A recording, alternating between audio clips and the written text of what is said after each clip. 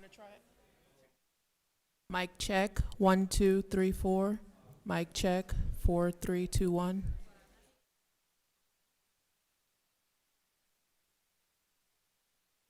Mic check, 1, 2, 3, 4. Mic check, 4, 3, 2, 1.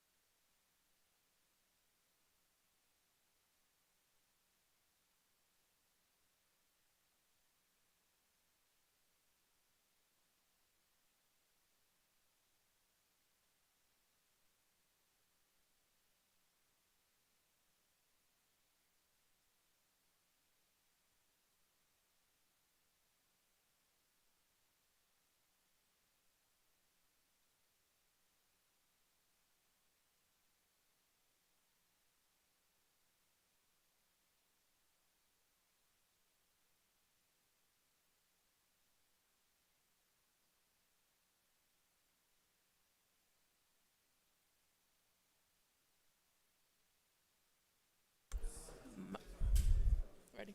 Is it plugged up? Mic check, 1, 2. Okay.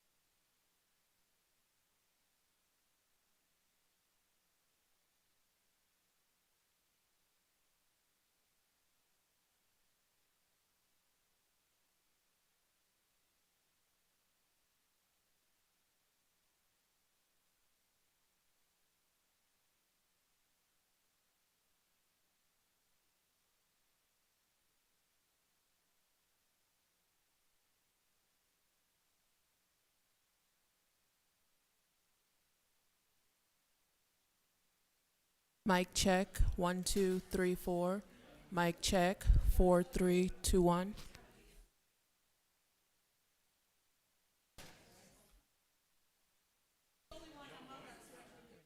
Mic check, 1, 2, 3, 4. Good or no?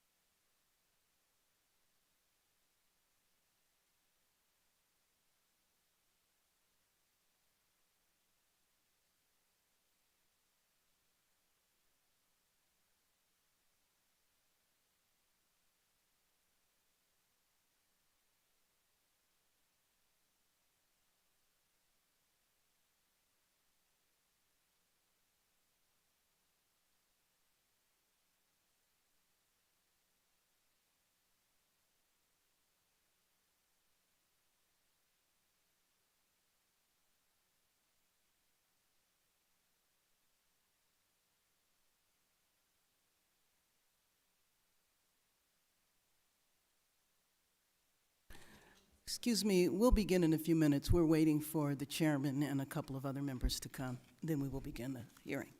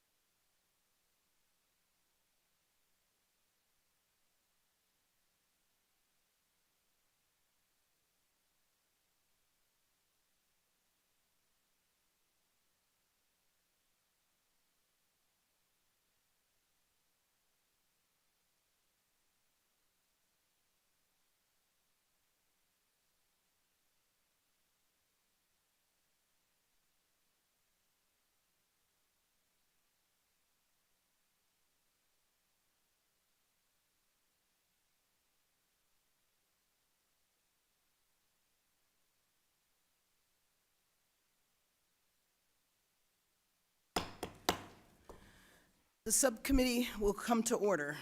Without objection, the chair is authorized to declare recesses of the subcommittee at any time. We welcome everyone to this afternoon's hearing on community responses to gun violence in our cities. I will now recognize myself for an opening statement.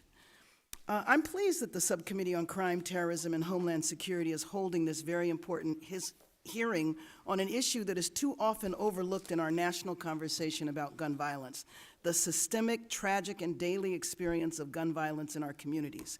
Yesterday, the Judiciary Committee conducted an important hearing on the deadly use of assault weapons in this country. Some have asserted in that hearing, and as an NRA talking point against strengthening gun laws, that the continued gun violence in our cities like Chicago that have strong gun laws indicates that these laws are ineffective. That is not correct. We know that lax gun laws in other jurisdictions allows those intent on invading gun laws to obtain guns and traffic them to cities that have enacted strong gun laws. So today we will focus on the epidemic of gun violence in many of our cities, the root causes of this violence and the trauma that results, and the various responses being developed by individuals in these communities and the resources needed to support these efforts. Our cities disproportionately suffer the impact of gun violence, with the impact particularly felt by communities of color. Too many lives are taken, too many people are injured, and too many families of victims suffer. It is imperative that we apply a comprehensive approach to addressing gun violence in this country, which should include an appropriate focus on these communities that experience concentrated levels of shootings. Unfortunately, communities have developed solutions, but financial assistance to successful strategies is often not available or slow and inefficient when it is. This lack of financial and other assistance is especially evident in African American and Latino communities.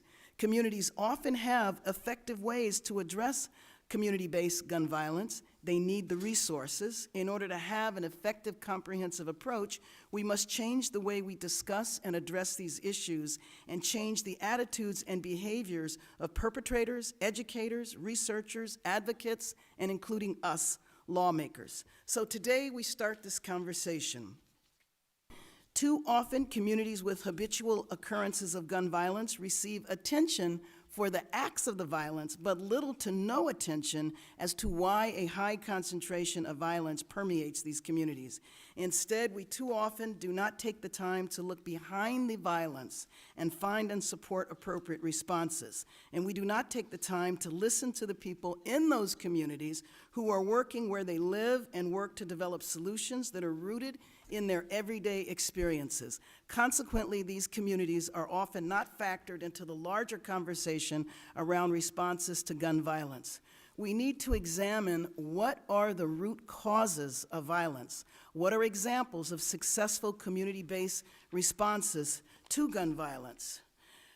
Understanding the root causes really doesn't take rocket science, and I want to take a few minutes to describe this.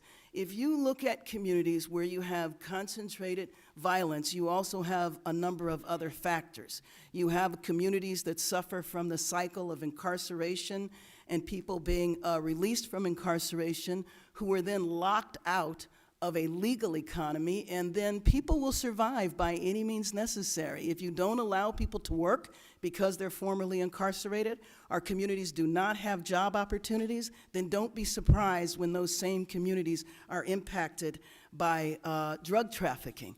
Don't be surprised when those communities have a high concentration of gang violence.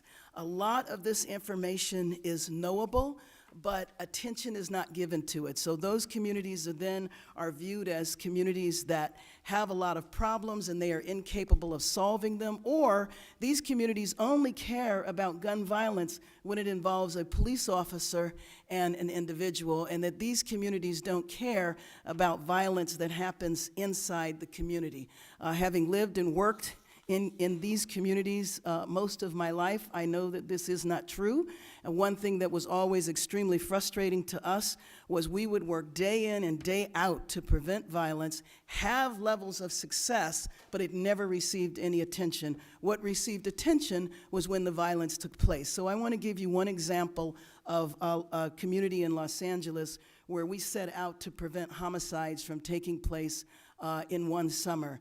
It was an area where there were 300 apartment buildings. It wasn't public housing, but it kind of functioned that way, called Baldwin Village in my congressional district. And we invested concentrated resources in this housing development. We hired young people during the summer. And so when we think of cutting funding to programs like summer jobs, we don't connect it to violence prevention, and we should. We hired people who were former gang members, and we essentially assigned them the task of mediating conflicts. They were on the ground, they worked with the people in the neighborhoods when there was a conflict that was developing because they were OGs or original gangsters. They were out of the gang life, but they still had credibility. Instead of sending in police forces, we sent in people from the community, and they were able to mitigate that violence. And we went in an area that was known for homicides. We went an entire summer without homicides. The other thing about shootings when they take place is they tend to be concentrated on certain days of the week and certain hours. And so during those hours and during those days was when we had the concentrated resources and made sure that young people had activities. One of the things that distinguishes areas where there's concentrated violence, where they are areas that are low income, is that they don't have the resources to involve youth in positive activities or employment opportunities for young people. And so I look forward to today where we can hear about examples of root causes, but also solutions. So I want to recognize that many of my colleagues have taken a strong interest in these issues and are making proposals to address gun violence in our communities. Representative Dwight Evans, who represents portions of Philadelphia, has one such proposal, and I'd like to read a brief statement from him. Gun violence is a public health issue. Just this year alone, we have seen more than 10,000 deaths and more than 40,000 gun-related incidences. We have run out of excuses to not act on this. These are people's lives we are talking about. And while we move forward with long overdue discussions on gun control legislation, we cannot forget the victims of gun violence who already deal with the daily consequences of inaction. The Resources for Victims of Gun Violence Act, which I introduced with Senator Bob Casey, would establish an interagency advisory council to connect these victims with critical information, programs, and benefits they need. I urge all members to join us in supporting this common sense legislation. With this in mind, and as we discuss this important set of issues related to gun violence in our cities, I look forward to hearing from our witnesses about other remarkable programs that are successfully addressing gun violence in communities throughout this country and which urgently require Congress's support. It's now my pleasure to recognize the ranking member of the subcommittee, the gentleman from Texas, Mr. Radcliffe, for his opening statement. Thank you, Madam Chair. Thanks to the witnesses who are here today. This is one of several hearings the majority has held on the issue of gun violence. Usually after we examine a topic 2 or 3 or 4 times, we should be able to find common ground and build a consensus on what we can do to address the issue. Unfortunately, that's a far cry from what we've seen this Congress. A lot of my colleagues have said that gun violence is a public health crisis and suggested that their gun control proposals are the only way to save lives. We've got to be honest with ourselves. We've got to be honest with the American people about what the data shows. According to the 2019 report from Everytown for gun safety, gun homicides and assaults are concentrated in cities. 31% of gun murders occurred in the 50 cities with the highest murder rates, though only 6% of Americans live in those cities. Gun homicides and assaults are concentrated in specific neighborhoods in specific cities. In St. Louis, for example, where Congressman Clay is from, 28 of the city's 88 neighborhoods had either 0 or 1 murder in the last 5 years. But 41% of St. Louis's murders and 35% of gun assaults occurred in just 9 of those 88 neighborhoods. And unfortunately, we've seen that disparity grow in lots of American cities. I empathize with my colleagues that represent cities with high rates of gun violence, but gun control solutions, gun control solutions that have been offered by this Congress, by a lot of my colleagues, often would do little to address crime rates in those cities. Some of my colleagues have looked at the concentration of gun deaths in cities and concluded that the solution is to pass restrictive, vague laws and impose significant burdens on law-abiding gun owners all across the country. Law-abiding Americans in Northeast Texas that I represent, and law-abiding Americans who live in communities across the country, don't commit gun crimes in Chicago or in St. Louis or New Orleans or Baltimore or any other major American city. An attempt by this Congress to restrict Second Amendment rights of law-abiding Americans in an effort to pay lip service to the idea of public safety or public health is frankly an affront to common sense, I think, and misses the mark on solutions that would actually reduce gun violence across our country. So why not address the issue of mental health? Why not explore ways that school resource officers keep their schools and students across the country safe? Why not look at programs we already have in place that work to improve those programs, make them better? Programs like Project Safe Neighborhoods, which was a program that existed when I was U.S. Attorney for the Eastern District of Texas. Why not explore community solutions to problems that are facing our cities? Some have suggested that we should not criminalize communities impacted by everyday gun violence. What would we say to a parent in one of our cities if their child was gunned down and murdered? Is the prosecution of the murder of that child just another contributor to mass incarceration? The answer is unequivocally no. This is an issue of criminal justice. This is about justice for the victims of these crimes, whether they're a child gunned down while playing outside or a single mother murdered by a domestic abuser. This is about keeping our community safe, community-driven solutions that are tailored to meet the needs of a given community that should be heard and should be examined. Until we reckon with these basic truths and discuss solutions that will actually hold accountable the perpetrators of gun violence instead of restricting the rights of law-abiding gun owners, we will continue to be mired in gridlock. I yield back. Thank you, and let me just respond, if you don't mind. I believe we have a lot more in common than we do differences, and let me assure you that I do not believe in any way, shape, or form that there is one solution. I think we need a comprehensive solution, and many of the things that you discussed, I believe, are part of that comprehensive solution. With that, I am pleased to recognize the chairman of the full committee, the gentleman from New York, Mr. Nadler, for his opening statement. Thank you, Madam Chair. I thank the chair of the subcommittee, Karen Bass, for holding this critical hearing about community-driven strategies to reduce gun violence in our cities across the nation. This discussion is a critical component of this committee's comprehensive approach to addressing our national epidemic of gun violence. As we have seen, no American is immune from gun violence. The spike of mass shooting incidents, high suicide rates, domestic violence incidents, and daily homicides that we have seen in recent years has touched all of our communities. But gun violence has particularly victimized high-poverty communities of color across the country with tragic results. Every day in America, 100 people are shot and killed, and 210 more survive gun injuries. Half of all gun homicides took place in just 127 cities, however, which represented nearly a quarter of the population of the United States. And these homicides are most prevalent in racially segregated neighborhoods with high rates of poverty. These communities lose grandparents, mothers, fathers, teens, or young children to gun violence at an alarming rate. This is simply unacceptable. Today's hearing is intended to generate a national conversation about gun violence and its destructive impact on our communities. We must analyze gun violence in America the same way we would analyze a disease, as it is in fact a public health issue as well as one of public safety.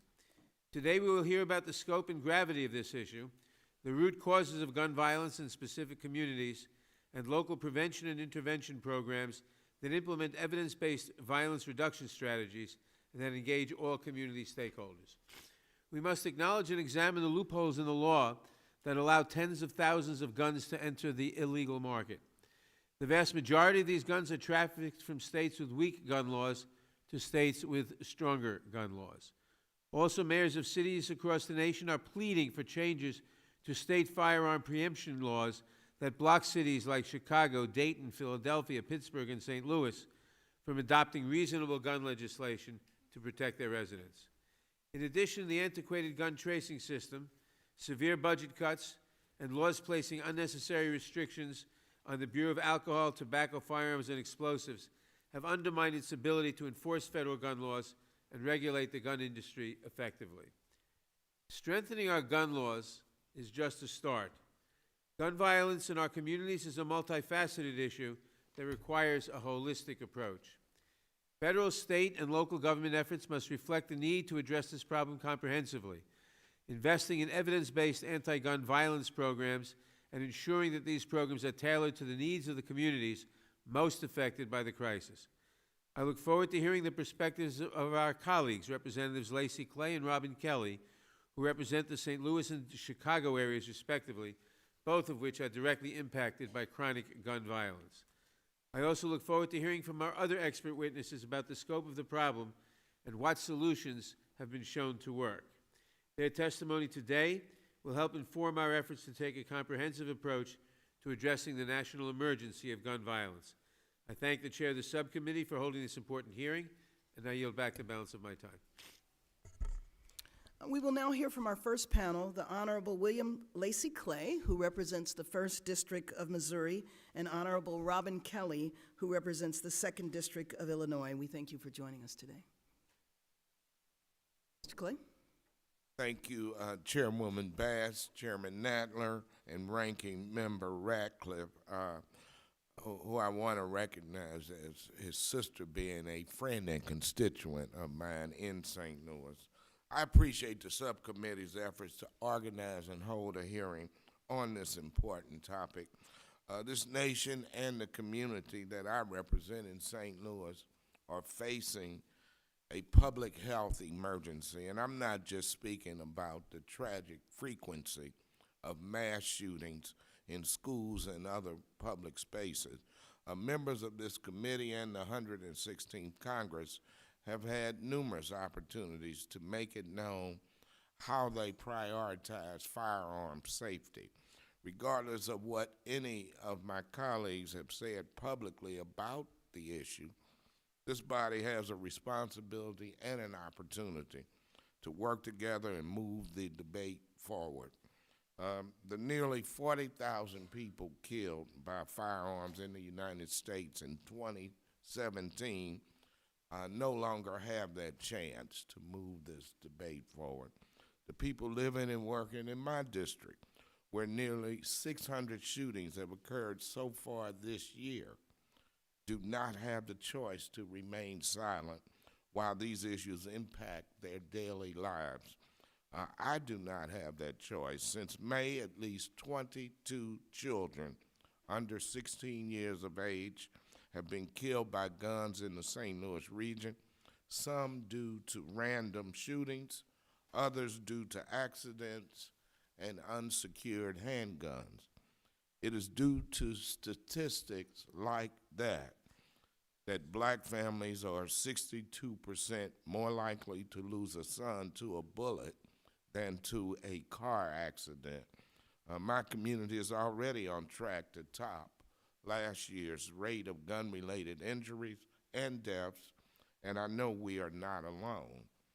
Our city councils and other local leaders used to be able to confront these issues directly. Mayors and law enforcement would work with other community leaders and residents to discuss ways to make our streets safer. Unfortunately, in the 1980s, the gun lobby started approaching governors, state legislators, and even some of my colleagues in Congress to make sure that these dedicated local leaders and first responders would not be able to do what they need to do to address firearm safety. This is unacceptable. That is why I, along with my esteemed colleague and friend, Congresswoman Robin Kelly, introduced legislation to restore the ability of these local leaders to pass common sense laws and regulations. And our new legislation is directed to help curb the slow motion mass shootings that occur in St. Louis, Chicago, and other urban communities every week. H.R. 3435, the Local Public Health and Safety Protection Act, would allow the Department of Justice to provide grants to states that reverse their ill-advised firearm preemption laws and allow local governments to take reasonable measures to address gun violence on their streets. And under the bill, states should not prohibit or restrict a local government from requiring background checks for firearm purchases, restricting the ability to carry a firearm in public places, restricting the quantity and type of ammunition that an individual is allowed to purchase, or requiring gun owners to safely store their firearms, especially in households with children, and prohibiting the sale and transfer of certain types of especially deadly firearms and accessories, including semi-automatic assault weapons and large capacity ammunition magazines, among other provisions. The epidemic of gun violence in places like St. Louis and Chicago is different than the situation in smaller cities and towns across Missouri and across this country. Not every community faces the same challenges. That is why this bill works. Communities who do not experience high rates of gun violence would likely not see the need to implement higher standards at local levels, but the impact on other communities would be meaningful. This act is all about hope, the hope that we can finally give local governments the freedom to protect innocent citizens and first responders while making our neighborhoods safer, regardless of what the state legislature thinks. And Madam Chair, I will stop there and say thank you again for allowing me this opportunity. Absolutely. Representative Kelly? Madam Chair, before I begin my testimony, I'd like to ask for unanimous consent to enter into the hearing record a statement from Mayor Lori Lightfoot of Chicago. Without objection. Chairman Nadler, Chairwoman Bass, Ranking Member Ratcliffe, and members of the subcommittee, thank you for holding this important hearing on urban gun violence. I wish that I was here to talk about a more positive topic, but sadly I'm here to talk about an epidemic sweeping through the United States. Gun violence is an epidemic that kills nearly 100 Americans each and every day and forever changes the lives of 250 others. Not every year, not every month or week, but each and every single day. And this epidemic, like so many others, has a disproportionate impact on the African American community.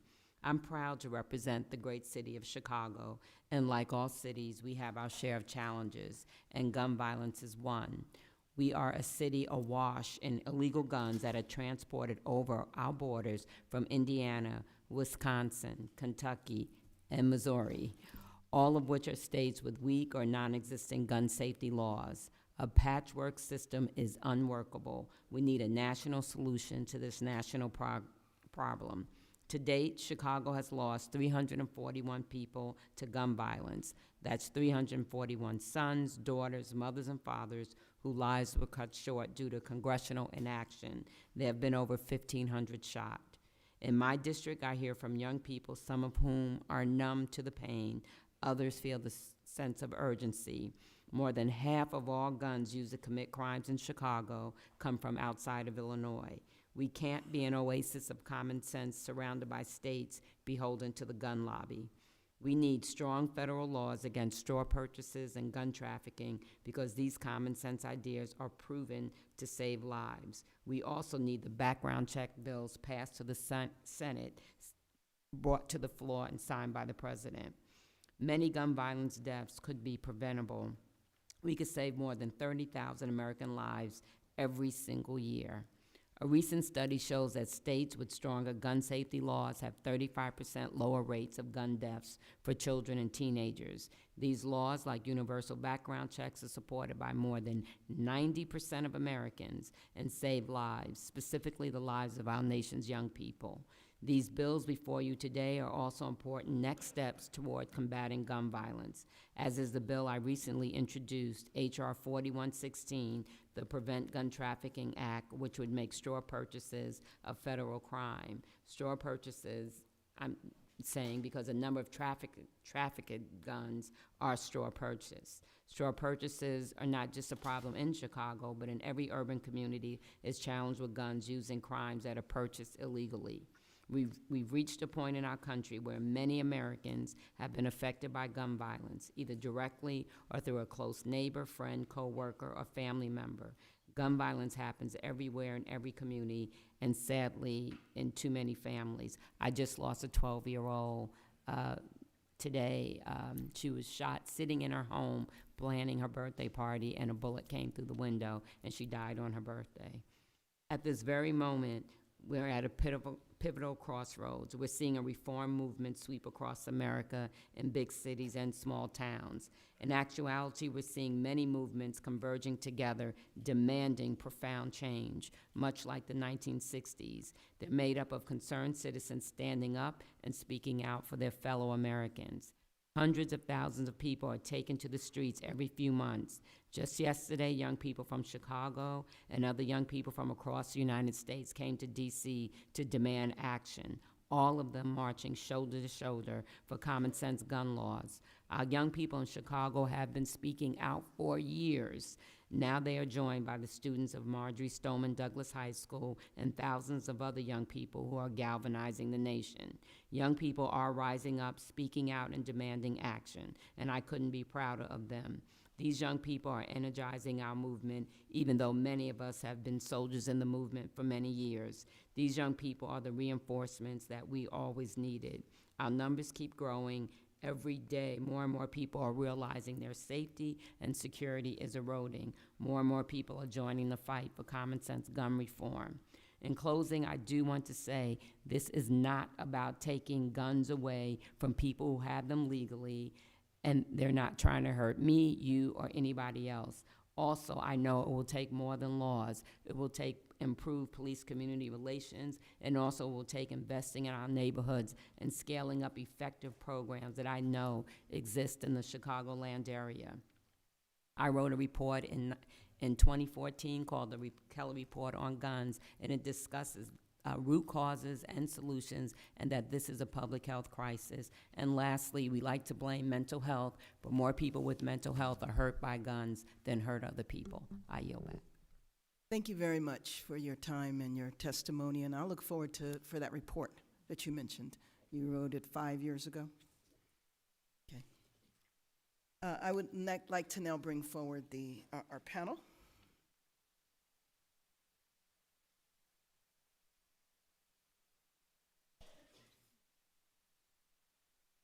Could our panel come forward? Mr. Boko Negra, Amber Goodwin, Reggie Moore, Maj Touré.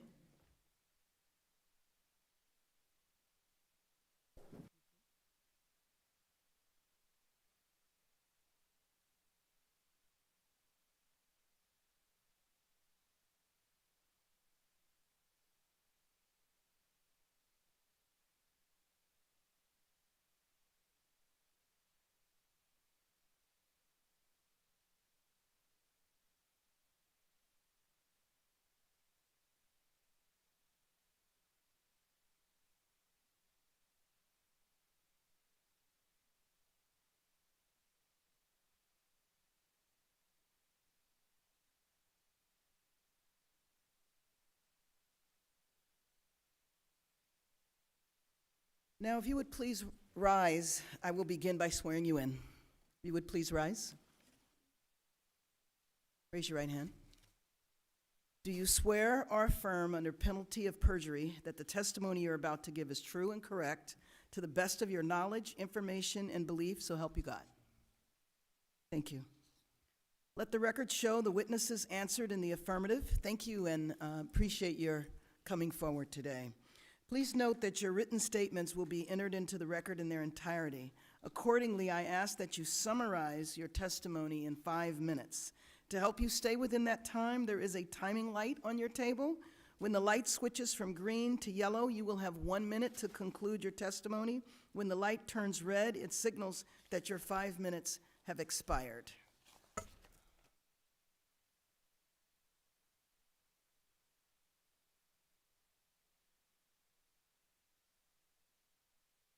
I want to first introduce Amber Goodwin. Ms. Goodwin is the founding director of the Community Justice Action Fund and the Community Justice Reform Coalition. CJAF is the nation's leading gun violence prevention organization working on policy, education, leadership development, and building resources centered on communities of color.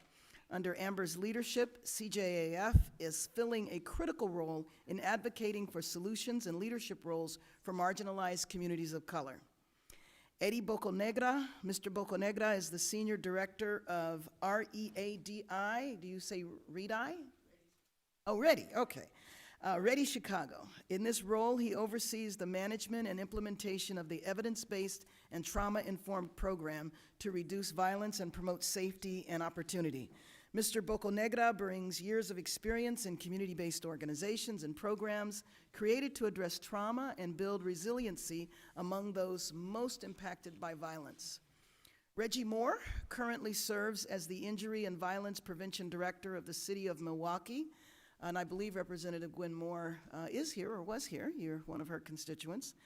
The Director of a City of Milwaukee Office of Violence Prevention, a division of the Milwaukee Health Department. Mr. Moore leads the city's efforts to assess, prevent, and decrease incidents of structural and community violence.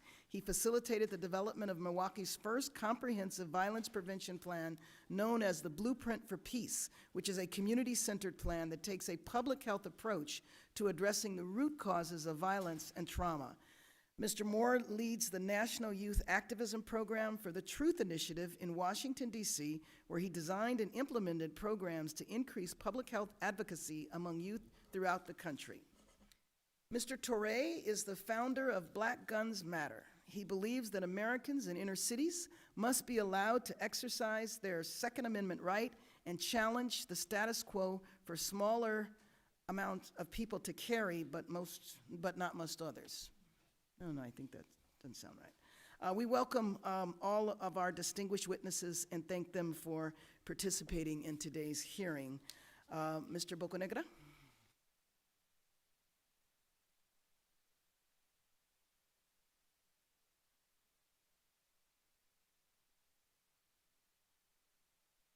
My time wasn't counting already.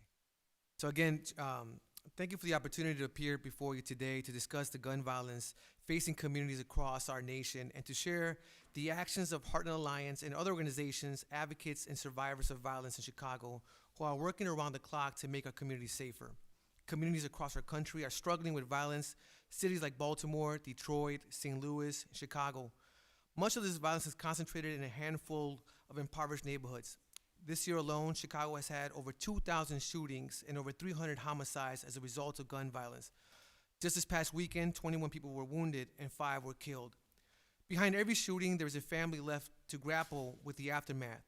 Mothers like Mrs. Jennings, whose son was shot 19 times, and Ronnie Bell, who was shot in the face multiple times. I had the honor of knowing these young men, and I personally witnessed their efforts to change the circumstances they were born into. These killings and resulting trauma are preventable. Neighborhoods with high levels of violence routinely face other compounding survival issues like limited or no access to employment, safe housing, health and mental health services, and more. This results in a heartbreaking cycle of poverty, violence, and trauma. And we know that exposure to violence and trauma can make people react unpredictable ways that may not be appropriate to the situation. Much of gun violence in Chicago, for example, is the result of a split-second decision by traumatized individuals who have grown up surrounded by violence. I know this from personal experience. I witnessed violence and domestic abuse at home when I was 6 years old. By the time I was 13, I witnessed my first homicide. I was 17 when a close friend of mine died in front of me, and by the time I was 18, I was sentenced to 29 years in prison for murder. In prison, I saw that most people look exactly like me. The men who rotated through what seemed like revolving prison doors shared the same goals as me, never to return. Somehow, many of us fell short. Nearly everyone who returned to prison lacked the same things: a plan for how to survive outside of prison, a network of people who would stick by them, and when they faced setbacks, they would be there. Access to support systems to help them cope with feelings of hopelessness, loss, and frustrations. Since my release from prison 11 years ago, I have earned a bachelor's from Northeastern Illinois University and a master's degree from the University of Chicago. I've created innovative approaches to leveraging marginalized groups as part of the solution, such as U.S. veterans, parents who lost their children to violence, and people with justice involvement. My perspective on this is deeply informed by my personal experience in education. I am proud to be a part of a movement in Chicago that aims to dramatically reduce the cycle of poverty and violence in our city. The surge in gun violence in Chicago 2 years ago spurred action, unprecedented ways.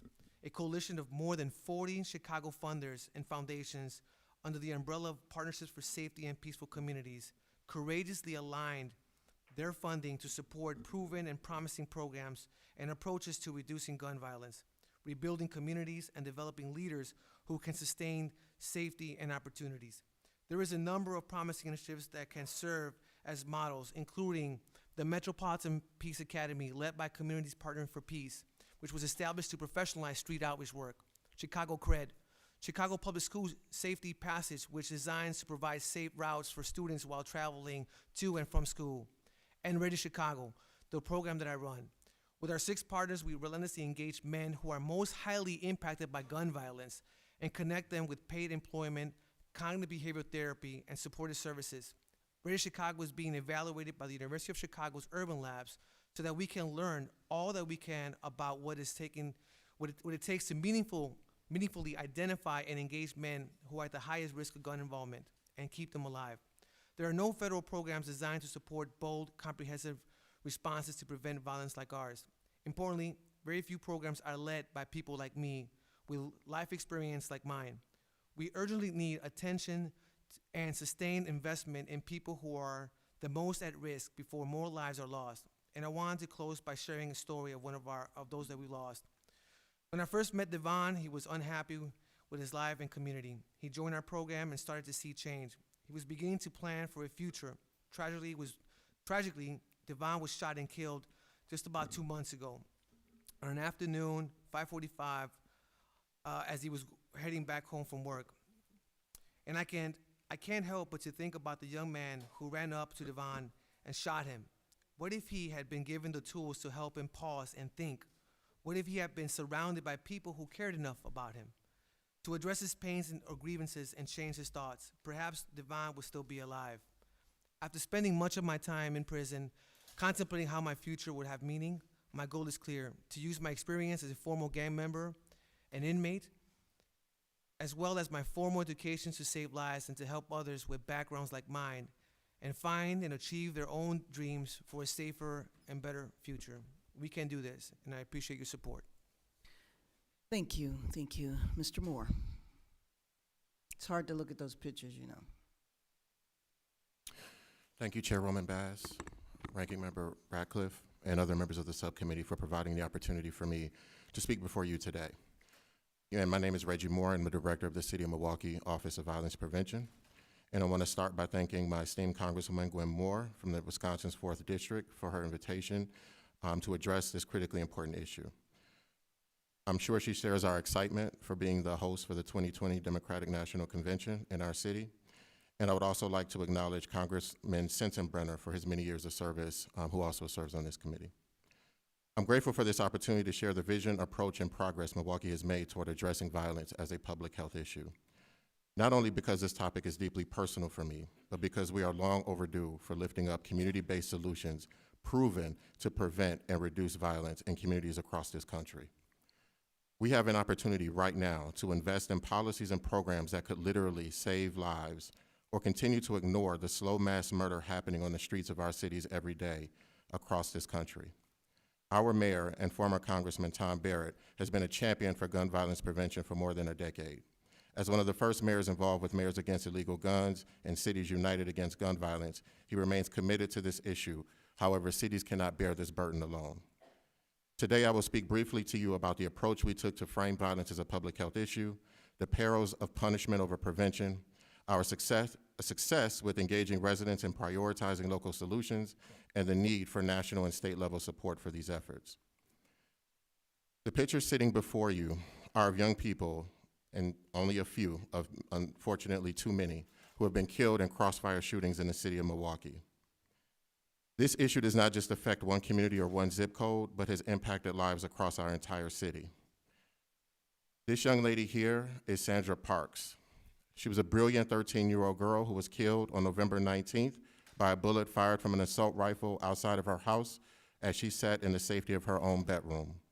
Her life was taken just 2 years after she wrote an award-winning essay about gun violence. They all should be here today, whether taking a tour of the state or the national capitol with other children that we encountered on our way here, or actually sitting at this table as advocates.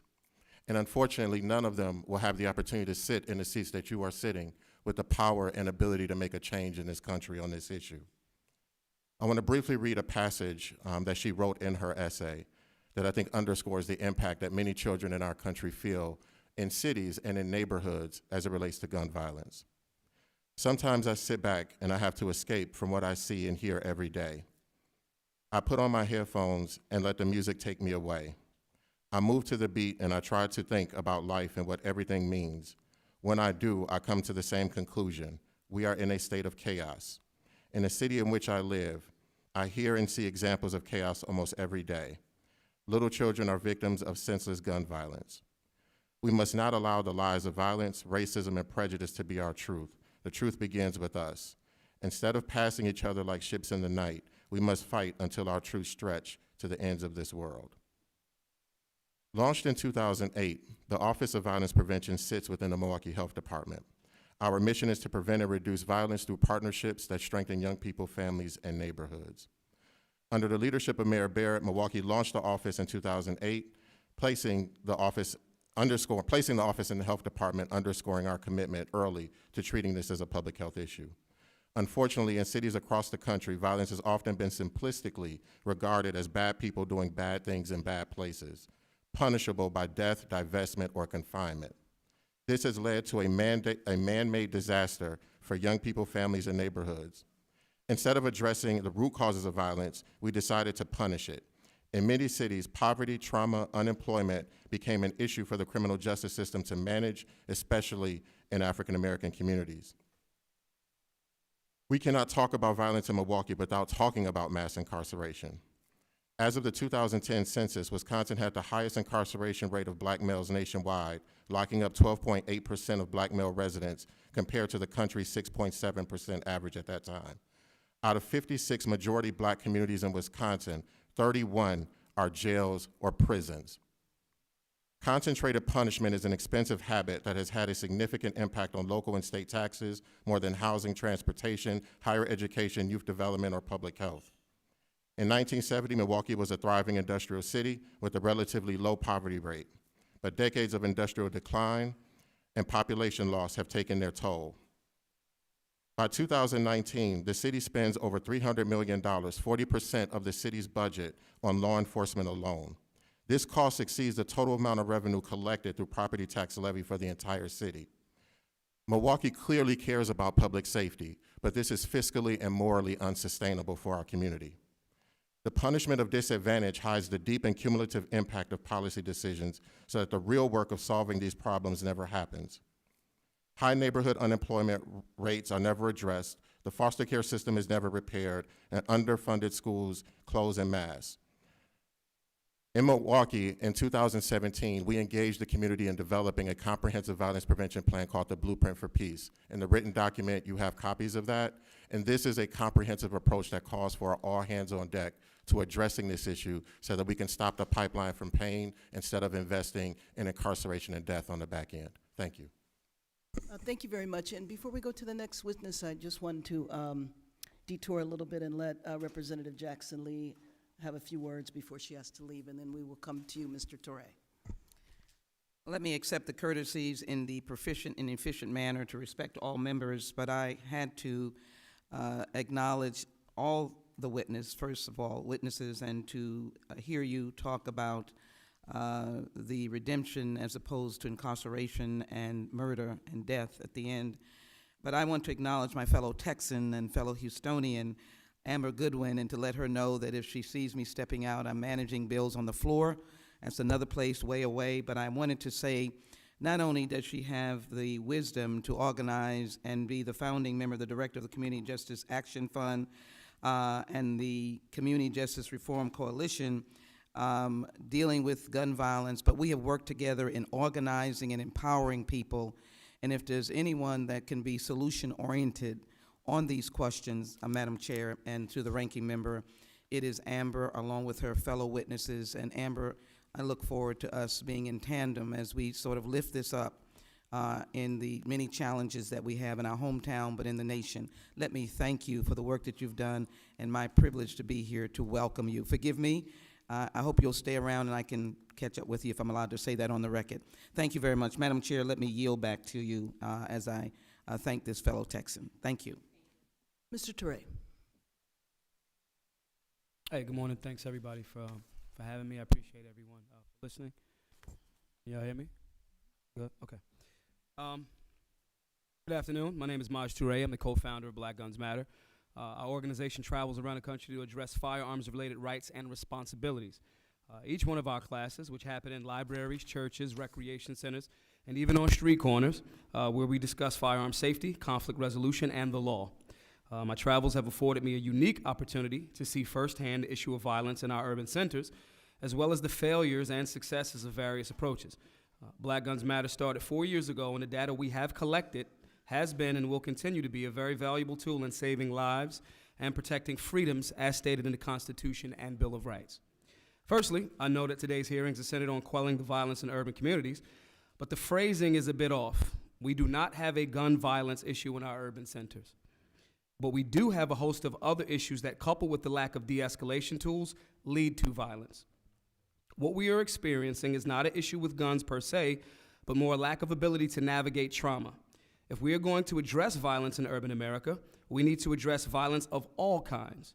Singling out firearms is a tremendous misstep in solving the issue, and I hope my testimony today will assist in redirecting our focus.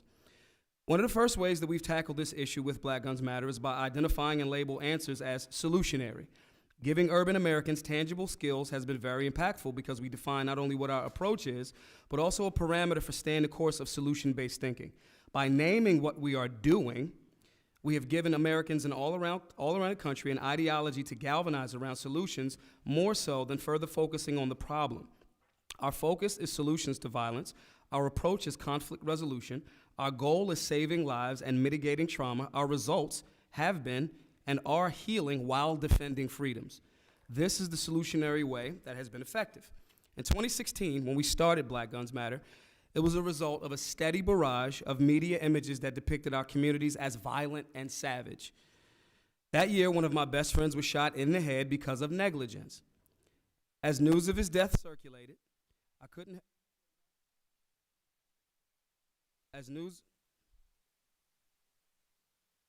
my microphone's turned off. Is it on? Ms. Goodwin, maybe you could move your mic over. Let's see. How about this one? Yeah. Okay, cool. Try it again. As news of his death circulated, I couldn't help but think how easy it would have been to ensure he knew the basics of conflict resolution and safety. I recognized that in addition to doing a voter registration drive that year, we needed to do a license to carry drive by inviting people in my community to be safe and responsible gun owners. That year, We hosted our first class in North Philadelphia, where I'm from, expecting 35 people. Instead, 350 showed up to learn. Guns are a taboo topic in urban America, therefore safety training has purposely been withheld in our communities, and the homicide rates are a direct reflection of that ignorance. That year we started Black Guns Matter, Philadelphia saw the lowest firearm-related deaths it had since 1979. After weekly ongoing classes, which continue to overflow from the space, we began getting calls in other cities. We need you to come to Baltimore, Chicago, Brooklyn, Milwaukee, Compton to host some of these classes. With the support of crowdfunding, we started a 13 cities tour, began visiting cities with the highest homicide rates to inform members of the community on conflict resolution, de-escalation, and training.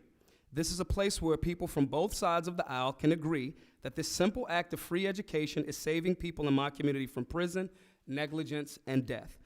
I want to take this moment to provide a bit more in-depth information about what our classes include. Also, I want to let you know that we have now trained over hundreds of thousands of people across the country and have been to almost all 50 states, taking an approach that not only preserves freedoms, but empowers the people. The first component to every class is firearm safety. The power that comes with firearms ownership is also a tremendous responsibility. Safety training and education to prevent negligent death is something we control with proper knowledge around firearm safety. I have a little bit of time left, so I'm going to cut back on some of this testimony. The law. Lawyers, prison, families, freedom. We have tremendous success in sharing local laws by inviting lawyers to teach beginners who may not know local carry, proper storage, and handling laws, and things of the such. The last one, conflict resolution. According to the CDC, of the 12,979 firearm homicides in the United States in 2015, 81% occurred in urban areas. For example, 2014 in Philadelphia's safest police district, which is approximately 85% white, no one was reported to be killed by gun violence. The homicide rate for Black Americans in all 50 states is on average 8 times higher. Importantly, most urban areas, especially those that experience the most gun violence, are characterized by poverty, inequality, racial segregation, and a lack of education around firearm safety. In closing, in the last 4 years, we have developed a curriculum. This is developed. We have developed a curriculum based on lived experience and case studies all around this nation in some of the areas that suffer the most poverty, human rights restrictions, and negligence in the country. Our experiences with applying these solutions have been that most people, regardless of political affiliation, respect, or people-powered initiative, communities can solve these problems on our own. Primarily because we have taken this holistic solution-based approach, more than the guns are bad and the problems will just go away if you restrict them attempt. To add more restrictions to good Americans solves nothing. Education and solidarity around intelligence has been the most productive means of striking balance between solutions and respect for rights, and I don't in any way think punishment solves problems more than proper education from a holistic and freedom-based perspective. Thank you for your time. I know that we as Americans can solve this issue with logic and respect for our Bill of Rights. Ms. Goodwin. Thank you, Chairwoman Bass and Ranking Member Ratcliffe, also a fellow Texan, and members of the subcommittee for inviting me and having the opportunity to testify today. My name is Amber Goodwin, and I'm the founder and director of the Community Justice Action Fund. Gun violence impacts every American community. Although Black, Latinx, and Indigenous communities bear the heaviest burden of violence, we often receive the least amount of attention from policymakers. Today, I speak not only as someone who has the privilege to be asked to testify before you, but also as a Black woman with the responsibility to speak for the millions of people of color who have been impacted by gun violence and whose voices are absent from or sometimes silenced within the gun violence prevention movement. I started working on gun violence almost 5 years ago, working for one of my heroes, Congresswoman Gabby Giffords. It's also where I met another one of my heroes, Congresswoman Lucy McBath. I love saying that. In 2015, in the aftermath of the shooting in Charleston, I listened and learned from leaders like Pastor Michael McBride and Erica Ford, who have been working on violence prevention for decades. When I looked around at other gun violence prevention organizations in the halls of Congress, I didn't see anyone who looked like me who was invited to the table to discuss issues of gun policy. I started an organization specifically to give voice to the communities most impacted by gun violence and center them in the debate on guns. But I can promise you, I am not here to have a debate today. It's my hope that policymakers and advocates use the voices, information, and legislation today as a launching pad to pursue a comprehensive and holistic policy agenda that is responsive to, driven by, and done by communities directly impacted by gun violence. I believe and I know another world is possible. One where we're not just talking about which individual has access to guns, but one where people don't want to pick up guns in the first place.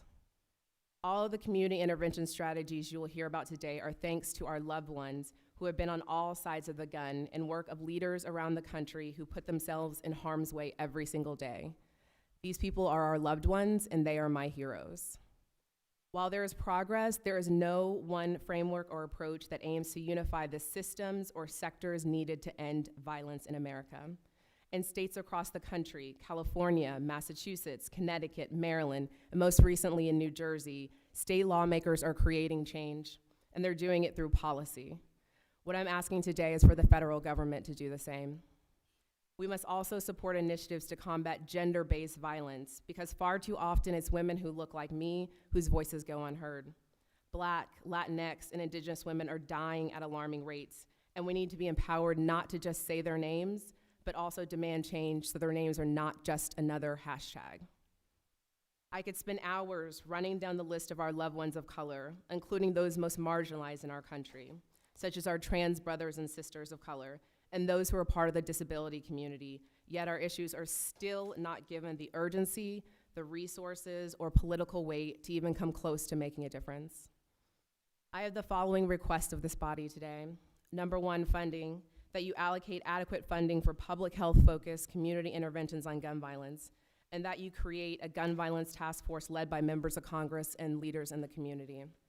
Number two, support that you increase funding for gender-based violence prevention initiatives to ensure that programs are able to meet the needs of survivors, and create streamlines of funding for researchers of color to continue to innovate on the proven strategies that you will hear about today. Number three, inclusion, that you commit to the full inclusion of individuals with lived experience on all sides of the gun crisis and all future decision-making in this body. Communities like mine are still working to address the generational trauma that comes from one incident of gun violence. Shirley Chisholm said, "If there's not a seat at the table, bring a folding chair." We are still bringing folding chairs to meetings and tables in Washington. I am appreciative of being given a seat at the table here today, but as someone who has not been personally impacted by gun violence, I understand the importance of giving the megaphone to those voices that have gone unheard in the debate for so long. I actually believe it's time we flip the table over and disrupt how we really think about the possibilities of ending gun violence in America. I also believe that if we are serious about building safe and just communities, we can't just focus on the safety of some communities while turning our backs on the ones that are most affected. We need to focus on the safety of people who live in the neighborhoods that some politicians will only visit during the daytime. I'm entering into the record copies of research, reports, and policies led by people of color organizations on the front lines of this work to help support the ask that we have today. Chairwoman and members of the subcommittee, thank you again for taking the time to let me testify, and look forward to your questions. Thank you. We'll now begin questions. Every member of the committee will have 5 minutes. I'll begin. I just wanted to say that oftentimes when we have this discussion about community-based violence, that there is the mistaken belief that people who are pushing for reforms, whether we are talking about gun control reforms or different solutions, that we do not care about the victims. But I think it just needs to be registered that the people that do the work, like you, Mr. Bocanegra, or you, Mr. Moore, you work with the victims too. The perpetrators, the victims, are the same people in the same community. And so when you're calling for solutions that involve criminal justice reform, it's not without the concern over the people who are the victims. But as long as we have certain zip codes in this country where the violence is concentrated, where the arrest and the cycling in and out of the criminal justice system is concentrated, where people don't have opportunities once they get out because we've locked them out of the legal economy, then we shouldn't expect the problem to be resolved. So I absolutely believe in a comprehensive solution, not just focusing on gun control, that we need to address mental health, we need to address education, economic opportunities, but we have chosen so far as a nation to not seriously invest in those areas. And so what I would like to ask you, beginning with you, Mr. Bocanegra, what would you like to see from Congress? So you run a nonprofit organization. I don't know how you're funded. I don't know if you receive any federal funding, but what type of assistance do you need? What type of legislation do you believe we need to do to expand and replicate your work? I'd like to ask Bocanegra as well as Mr. Moore. Sure, thank you, madam. So first and foremost, I want to say thank you for the opportunity, just to be able to speak and to be able to raise the issues in our community in Chicago and communities alike. Currently, Ready Chicago is about a $20 million program that serves about 500 plus men who are at the highest risk of gun involvement. So we use science, police data, hospital data to identify those who are at the highest risk of gun involvement, whether they're victims or perpetrators. And in fact, there's so much research out there, to your point, that often perpetrators of violence were also victims of violence. However, at what point do we decide that they stop being a victim? So it is my job, with the support of a coalition of organizations, to really find these individuals in the community and to provide employment opportunities in which these individuals are employees of Heart and Alliance. What do you need from us? What So, do you need so, us to so do? what we need from you and from the committee is the hope that more resources are allocated to this level of work for people who are in extreme margins of being excluded from the community. And just lastly say that in addition to that, right now, all of our funding is, for the most part, is coming from the private sector. We need federal dollars behind this. Right. Especially as we're learning more about this population as well. Okay, let me move on to Mr. Moore. Thank you, Madam Chair. Milwaukee is one of several cities that received a RECAST grant. A RECAST stands What for type? Recast? Building Resilience in Communities After Stress and Trauma. It is housed in the Substance Abuse and Mental Health Services Administration. It's a 5-year grant, and we are entering the 4th year. And so I would ask that it be prioritized, that those funds continue, because they prioritize communities that had high rates of gun violence as well as trauma. The other opportunity, Congresswoman Moore has a bill around conflict mediation that I can think could support many of the things that have been presented today, but prioritizes building that capacity in local communities as far as formerly incarcerated and folks that are doing violence interruption. Ms. Goodwin? I think one of the most important, or I guess two very important pieces, one is on research. Most of the proven strategies that either you heard about today or you have on the record were innovated and actually started in the 90s. So that's Operation Ceasefire, that's Cure Violence. But what we haven't been able to do from a research component is, one, be able to really innovate on those strategies. There is someone who's based out of California named Devone Bogan, who has been really incredible in innovating, started the office. Let me go to I'm sorry to interrupt you, but before I run out Yes. of time. Mr. Toure, Okay. you mentioned the curriculum. Is your program funded? I'm back. I think they got me back online. We've raised about $235,000 from crowdsourcing. We've been able to maintain this 50-state tour. We have a goal of $1 million that was raised incrementally, so we spend and go to these different cities as we do that. Okay, so let me ask you all, and you can just raise your hand with this. Do you have programs that members of Congress could go and visit so that we could learn more about what you do? Raise your hand if that's the case. I would just like to say, before I yield to the ranking member, last year, Representative Shabbat, I invited him to Los Angeles to come to visit some programs that are doing similar work. And I think it was very eye-opening. And I would like to say that maybe one of the things we could explore after this hearing is to go around and look at some innovative programs that are taking place around the country. If you would be open, I'd be more than happy to organize that. I yield to my colleague. Yield my time to a gentleman from Virginia, Mr. Klein. Oh, okay. I thank the ranking member. I thank the chair for putting this hearing together. This is an excellent panel that has real results in all different localities around the country to address violence in our communities. It's something that we can all agree on. That needs to be addressed. It's something that we should all, that the best solutions are going to come from our individual districts, from our individual cities, from our individual experiences. And in my district, we have something called Project Safe Neighborhoods.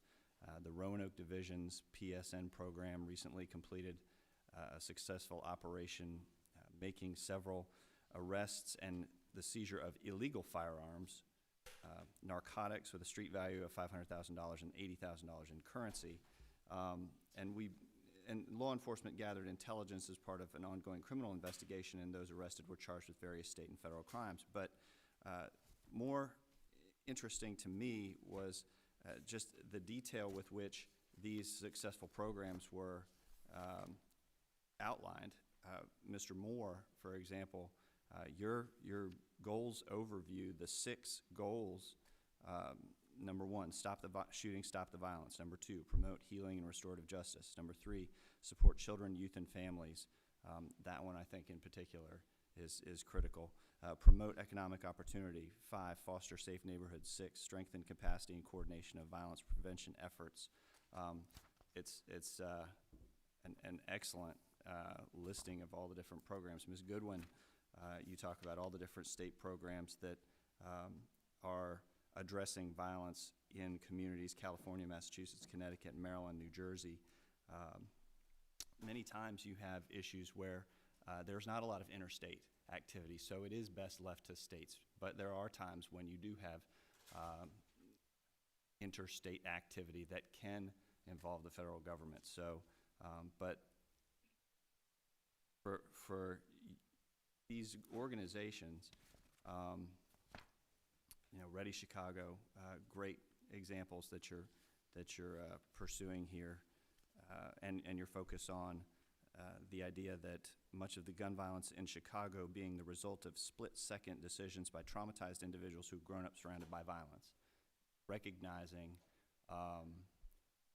that many times the perpetrators of the violence were victims themselves.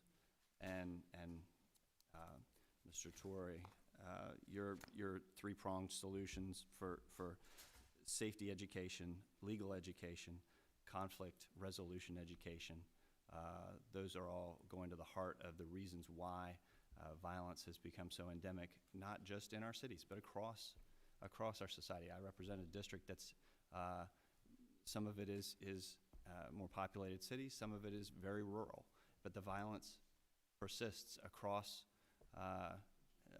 demographics, across different situations. And so working together, I think we can find these solutions and decide, are some of them able to be replicated at the federal level with funding?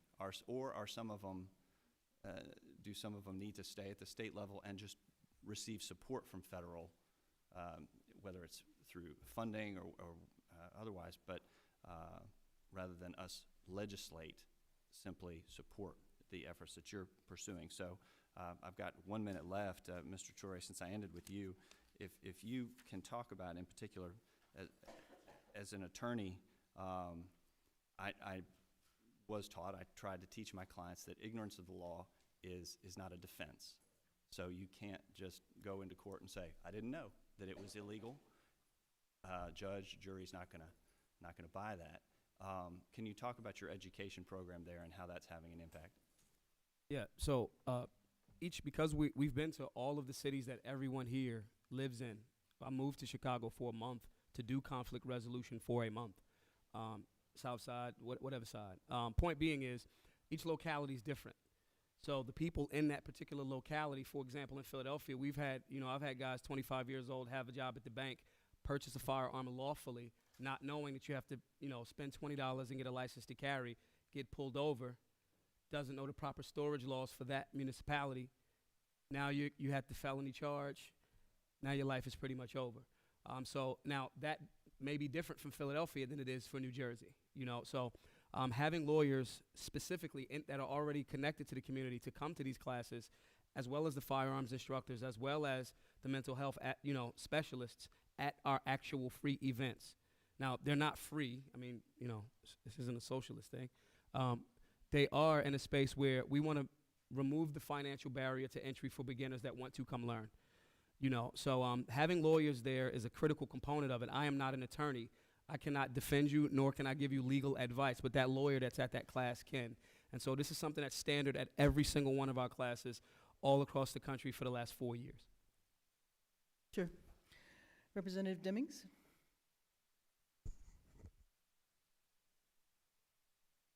Thank you so much, Madam Chairwoman, for convening us together for this very, very important topic. Thank you so much to all of our witnesses as well for being here with us. What a subject. As a former law enforcement officer, this is a topic that I've dealt with more than I care to admit. And I thank you so much as I look at the work that each of you are doing in this area. With that being said, Mr. Moore, and the community based on the groundwork that you have been doing, could you just describe for us how important, as we talk about reducing violence, gun violence in our communities, could you describe for us just how important the relationship is between the police and the community, having that strong relationship of trust and mutual respect? Thank you. It's critical on a number of levels, as it relates particularly to gender-based violence. When you think about particularly undocumented families who are afraid to call the police in those situations, when you have people who want to come forward with information, but they're not protected by law enforcement in terms of being able to show up in court, all of those things contribute to the ability to solve crimes and to address at least the back end of violence. And trust is critical, and it goes both ways. And so when you have, high incidents where trust breaks down in communities, where people either don't believe that law enforcement will be responsive, or that if they are, particularly in a mental health crisis, that person could be injured or killed as a result of calling for help. Those are all factors that we hear about in our community that have to be addressed. And so the relationship is something that we look at as a public health issue, and so we work across all systems in our city to try to address that. Thank you so much. And Mr. Bocanegra, I hope I didn't mess that up too much. There's a lot of talk about state rights and, is this a state issue? Is this a local government issue? Certainly there are major roles to play in those jurisdictions. But why is it so critical, do you believe, and look at the program that you have as well, this is pretty comprehensive. Why is it so important for the federal government, if we're going to make great strides in this area in reducing violence in some of the most vulnerable communities, why is it so important for the federal government to have a major role in that process? And what do you see, and if you've already said this, I'm so sorry to have you repeat yourself, but if you could have any wish at all today, and as it pertains to a role for the federal government, what would that be? Well, the question was asked earlier, but now I have a little time to actually process the question, so I appreciate that. I think, currently we are leveraging, most cities are leveraging VOCA funds, which are under your jurisdiction. And many cities are able to leverage that to support families and individuals who've lost someone to violence and for individuals who are impacted by trauma. As one case, I would encourage the folks in this room to continue to invest and to push for VOCA resources in the future as well. The second thing that I would ask this committee as well is that in addition to that, I think it's imperative for us to think about, and I'm not a gun expert and I'm not here to debate that, someone who has 3 other siblings who serve in the armed forces, I respect people's Second Amendment, but I will tell you this, that a lot of the people that I work with are being killed as a result of guns. And the reason why they carry guns is because of safety issues. Safety issues because of their current situation, circumstances they will live in. So as much as I want to convince people to put their guns down or to maybe go through the legal process of purchasing a gun, the truth is that by the time our kids are, our men, by the time they're 15, 16, they already had one to do gun offenses. On average, our participants in our program have 18 arrests, 5 of them felony convictions. There's no way they could purchase a gun legally. So I think about how do we create more safer communities as well. And I think that by doing so, we increase the economy in our cities, in our government. There are more people that look like me in places like this as well. And lastly, I would say, I know that there's a big push around criminal justice reform. As somebody who's been incarcerated, right, I could tell you that people who are formerly incarcerated could add a lot of value to our society and our community. Thank you so much, Madam Chair. I yield back. Thank you, Representative Stubbe. Thank you, Madam Chair. I don't think there's a coincidence, to me anyways, that most of these big cities have very, very restrictive gun laws, yet they have the highest crime rates. And I'll first talk about Chicago, and then I'd love to hear is it Torrey? Torrey? Yeah. Did I get it right that time? You got it. Okay.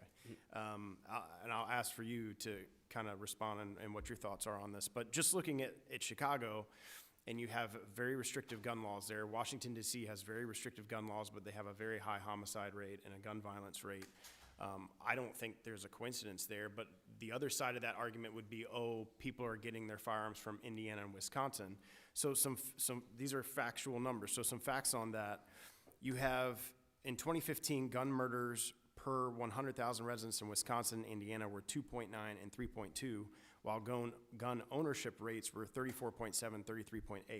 This contrasts with Illinois, which had 3.4 gun murders per 100,000 and 26.2 ownership rates. Chicago's gun homicide rate, same year, was 25.1 per 100,000 residents. So you have neighboring states where the gun laws are much less restrictive, and I would say more freedom for law-abiding citizens, but they have more guns and less crime. Right. So could you talk about that a little bit? Well, that's because some of the approaches aren't really about saving lives. You can't legislate evil. And I think what's happening is because a lot of communities have suffered from trauma, and that trauma is legit. I wouldn't be on this panel with this collective of people understand we're in the community, right? So we're affected by that. But the problem is when you make legislative decisions for moral behaviors that don't solve the actual issue, that is wrong. That is wrong. John Lott it's a book, More Guns, Less Crime. That is factual data. We cannot argue. I have friends, family members, loved ones that have been affected by this, but the data is clear. Adding more rules does not save lives. Education does. Those areas that you're talking about that have equal or even more firearms, they also have a general culture of understanding of what your rights are as a Second Amendment, as you're stated in the Second Amendment, but also what the responsibilities that come along with that. So that's a cultural and educational shift, as opposed to in those places like Philadelphia, Chicago, Compton, Detroit, the places that we go to regularly, because there's not more education and openness about firearms responsibilities and rights, everything becomes taboo. That taboo means we're not going to discuss it. Perfect example for this, and it's somewhat similar, but it's a bit different. In the 90s, we had tremendous problems with teen pregnancy. Tremendous problems. We didn't hide more, talk less about sex. What we did was we talked more about sex and prevention, and teen pregnancy rates dropped. That's education. So in these places, when you just try to over-legislate, which is a violation of our human right to self-defense, that's clear, and then you ask for federal government to help to encroach on states' rights, that's another clear-cut contradiction. That does not help. The solution is informing young people. It's because a lot of these, young men, for the most part, are ill-informed. They're not educated. It's taboo, and they still live in the same rough neighborhood like I live in. So the answer here is more solution-based thinking in regards to educating. And I know it sounds weird when you say it. I know a lot of people say, well, you may be pro-gun or you may be pro-freedom. I think we all are. I don't think anybody is saying, or genuinely saying, we want to take something away from you, but you can legislate things away with an unintended consequence. So the answer here, again, based on the data, not my feelings, the basic answer here is educating people about their rights. When we have classes where guys are 19, 20 years old, and we educate them on, hey, these are your rights. If you stay on a straight and narrow, you can lawfully purchase firearms to participate in the shooting sports, to all of these particulars that go along with that. That young man is much more likely to stay on the right and narrow, so when he is 21, he can lawfully have a license to carry, he can protect his home, his freedoms, and we're educating those people. The answer here is education, not more punitive damages for things that, again, like you said, the numbers are very clear. And I've only got 30 seconds left, so I'll give it to you with one quick question. So how do you respond to people who accuse you of putting more firearms in their cities? Well, they're wrong, and that's an opportunity for us to educate. If someone thinks that, they're not familiar with all of the work that we do around healing and trauma. I'm not having a conversation about firearms with anyone until I'm having a conversation about safe and responsible ownership and mitigating trauma. If you come to our class because you're mad, it's not time for you to learn about firearms. And we invite those people to come into our actual classes. Thank you for your time. Representative McBath? Thank you, Chairwoman Bass, and thank you so much to our witnesses today, and some who I've actually had the opportunity to work with a great deal in the field over the several years that I've been working in gun violence prevention. But I kind of want to take a moment today to just kind of talk about a meeting that I had with some of my colleagues, Congresswoman Kelly, Congressman Clay, Congressman John Lewis, Congressman David Cicilline, and myself. We actually had a chance to go over to Senator Mitch McConnell's office yesterday. And we had the opportunity to go over and to speak with some of his very own constituents, gun violence survivors from his district, gun violence survivors, volunteers, activists from all over the state. We actually had a chance to go in, and they had a chance to tell their experiences of losing loved ones to murder, suicide, and also the shooting in Parkland, the shooting in Las Vegas. And they spoke about their injuries, the injuries that they bear, that only not are physical injuries, but psychological injuries as well. One woman spoke of losing both of her children to gun violence in separate incidents more than a decade apart. And another woman spoke of two of her relatives, a generation apart, that she lost both of them to gun violence. And we did talk about our failure to take action, which is leaving many, many generations in pain. And so many of these survivors, they are actually standing up now, and they're sharing their stories. And most, I have to say, unfortunately, are communities of color.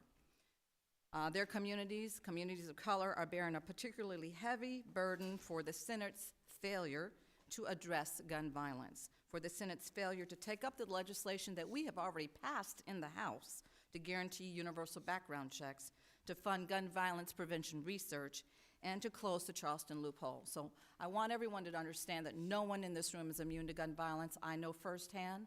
I lost my son Jordan in the National Loud Music killing.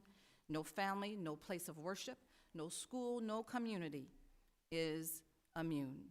And we owe it to every single American in this country to take action to keep them safe. And I applaud those of you that are sitting on the panel today. Thank you for the work that you're doing in your communities to make a difference. You are taking action as we all wait for the Senate to finally take some serious action on saving lives. Ms. Goodwin, I'd like to ask you a question. You know, there's a significant fiscal cost related to gun violence, which includes medical expenses, criminal justice costs, and lost income, most of which are borne by our taxpayers. How could we better invest so that we are getting a better yield for our tax-paying dollars? That's a great question. And just on talking about the cost, it costs upwards of $229 billion a year, that's the impact of gun violence. What is not built into that cost, which is very important, is the cost of even shootings and violence that we don't know about, that isn't reported, or we don't have the research on, or people that actually may not even go to the hospitals. The hospital cost itself is $2.8 billion. And so, you know, one night in the hospital, and I know that there are survivors here in the audience too that I want to recognize, it's about $95,000 per night just to stay in the hospital if you have been shot or injured. And so I think, you know, the cost savings for what a lot of us are talking about actually pays for itself. And we can look at what some of the states have actually been able to do. And I do think that there's a role either cross-jurisdictionally. We've seen some cities, we've seen some states. We've also seen some counties actually take initiatives to reduce gun violence specifically in communities of color. And most of it has to do with funding, but it does have to do with healing. And it does have to do with looking at the entire life cycle of gun violence. So I'll just say a couple of states very quickly. In New York State, of the last available data that we do have, the state spends around, the actual state government, about $20 million, but the cost of gun violence is around $5.6 billion. So we know that if you actually invest in Massachusetts, they save about $7 for every dollar spent in the state of Massachusetts, which is a state that has passed legislation. Legislators came together and said, how can we solve violence that's happening in our inner cities and in our communities? And so what we do know is that there's a cost for gun violence, and we can look and kind of talk and have those conversations for how much each shooting costs. And there's incredible research that's being done around the country from people like Pastor Michael McBride, Devone Bogan, and David Muhammad out of Oakland on what is the exact cost per shooting. In some cities, it's over $500,000. In some cities, it's $1 million. And so there is an inherent cost that taxpayers are having every time someone is shot and survives. The disability community has been impacted every single day and sometimes do not have access to things like VOCA funds. So there's a huge cost of gun violence, but there's also an even a less cost of actually doing something and taking action specifically on these programs that we're talking about today. Thank you so much.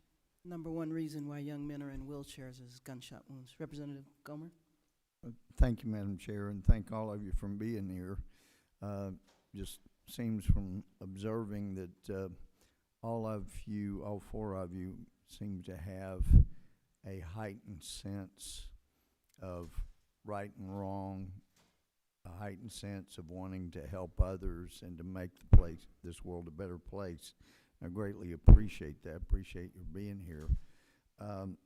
Ms. Turley, you've talked about the classes that your organization provides, and it sounds like those were immensely helpful.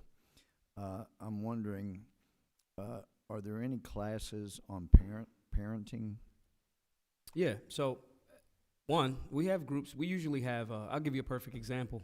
We've had generations, 74-year-old grandmom, mom, granddaughter, come to our classes the first time, help with parenting and create scenarios there, as well as those are first time people have ever held a firearm, knew about what it was, so forth and so on. I think the bigger portion of that, again, because I know we're having a conversation about gun violence or violence in general, but we're also having a conversation about culture shifting back in the direction of a nuclear family scenario. Yeah. These are the conversations that we have. Talk about nuclear families. Absolutely. So we're in it. Because we talked about improving the poverty situation. Right. And the surveys seem to indicate very clearly you got a better shot of not living in poverty, regardless of race, if you have a structure, nuclear family. Right. So I have a friend who does this event called Aiming for the Truth, and he famously says how, you show someone in parenting how, okay, I'm a parent, this is my wife, this is my, my husband, and these are our children. That's the equity for your family, right? You build that equity up. Firearms in the Second Amendment, safe and responsible ownership is how you defend that equity, okay? So these are things that we deal with at our classes. Again, every one of the panelists today have made this clear in a sense of, and I don't want to sound so broken recordish, but this is a holistic approach. The only area that we may have some sort of disagreement is the lack of legislating or asking more people as more so than education. Yeah. So the parental component of that is definitely in our classes at every single one. Well, it sounds like what you've been teaching is immensely helpful. But I think about John Adams when he became second president. He made the statement talking about our Constitution. This Constitution is intended for a moral and a religious people. It is wholly inadequate for the government of any other. So it constantly occurs to me, if we're not going to get back to teaching right and wrong, correct, and the best place for that seems to be in the home, then we're going to end up not only getting rid of the Second Amendment, we can't have freedom of assembly because there'll be problems, freedom of speech, we got to cut that out. It only works if people are taught about right and wrong. Our classes deal with morality and understanding what those high levels of morals are. Again, as I said earlier, you cannot legislate morality. It has to be educated. It has to be cultural. We have to have a paradigm shift in these regards that makes a young person, like the brother said, not even want to pick up a gun to be violent in the first place. Well, or a knife, or a bat. Right, like in Rwanda, they didn't have guns hardly, but they had enough machetes to kill 800,000 people, mainly with machetes. It's the evil that's in the heart that needs to be stopped. But I saw it over and over as a felony judge the thousands of cases that came through my court, so often there was no father, or mother was working 3 jobs and she wasn't around as much because she was trying to do what she could. And it, regardless of what you think or dislike anybody about the Bible, I've found it intriguing, I believe, but intriguing, the last verse of the Old Testament before it's silent for 400 years, it's talking about the end. When he comes, he will turn the hearts of the fathers back to the children and the hearts of the children back to the fathers. And it just seems like when those are out of sync and fathers don't care, we're in trouble. Correct. And I appreciate all that you're doing to try to make this a better place, and hope we can work together toward that. Thank you very much. Thank you. Representative Deutsch. Thanks, Madam Chairman. Thanks for holding this hearing. I represent Marjorie Stoneman Douglas High School in Parkland, Florida. Parkland, one of the safest communities in the country, until 17 people were gunned down and 17 others were injured. And the kids, the survivors who started March for Our Lives, knew enough to address what Representative Clay referred to earlier as the slow motion mass shootings that are taking place in communities all across our country. And they knew enough to try to build a movement by going to LA and Chicago and Milwaukee and meeting their peers and engaging around the issues that we're talking about here today. They did a great job causing the conversation to continue about school shootings. But we've dropped the ball when it comes to the conversation that we need to be having today, which is why I'm so grateful to the chair. Look, we've got to pass Representative Kelly's bill on straw purchasers and gun trafficking and deal with illegal guns, and we have to pass Representative Moore's bill on community-based approaches. But I want to, Mr. Moore, just go back to those photos you held up, because it says something really important about why we're here. That picture of Sandra Parks, you said was 13 when she was struck in her own bedroom in 2018, and that other picture you had of Juanita Tay Jackson, who was 20, who was a peace activist who was caught in the crossfire of 2 cars shooting at each other, and that other photo you have of 5-year-old Layla Peterson, who was killed while sitting on her grandfather's lap. And these other photos that you've submitted, the 9-year-old Zelaya Jenkins, who died while shot inside a relative's home, and Bill Tao, 13 months, was playing on the floor of a relative's home, and 6-year-old Justin Evans Jr. in his grandmother's yard, and 3-year-old Brooklyn Harris shot and killed inside a car. Let's be honest.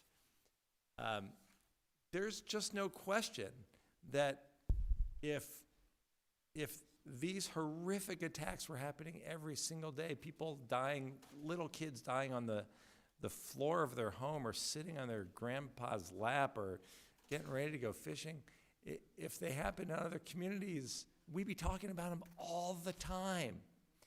And the reason this hearing is so important, and the fact that you're here highlighting the work you do is so important, is because we've got to deal with gun safety, and that's a big piece of this.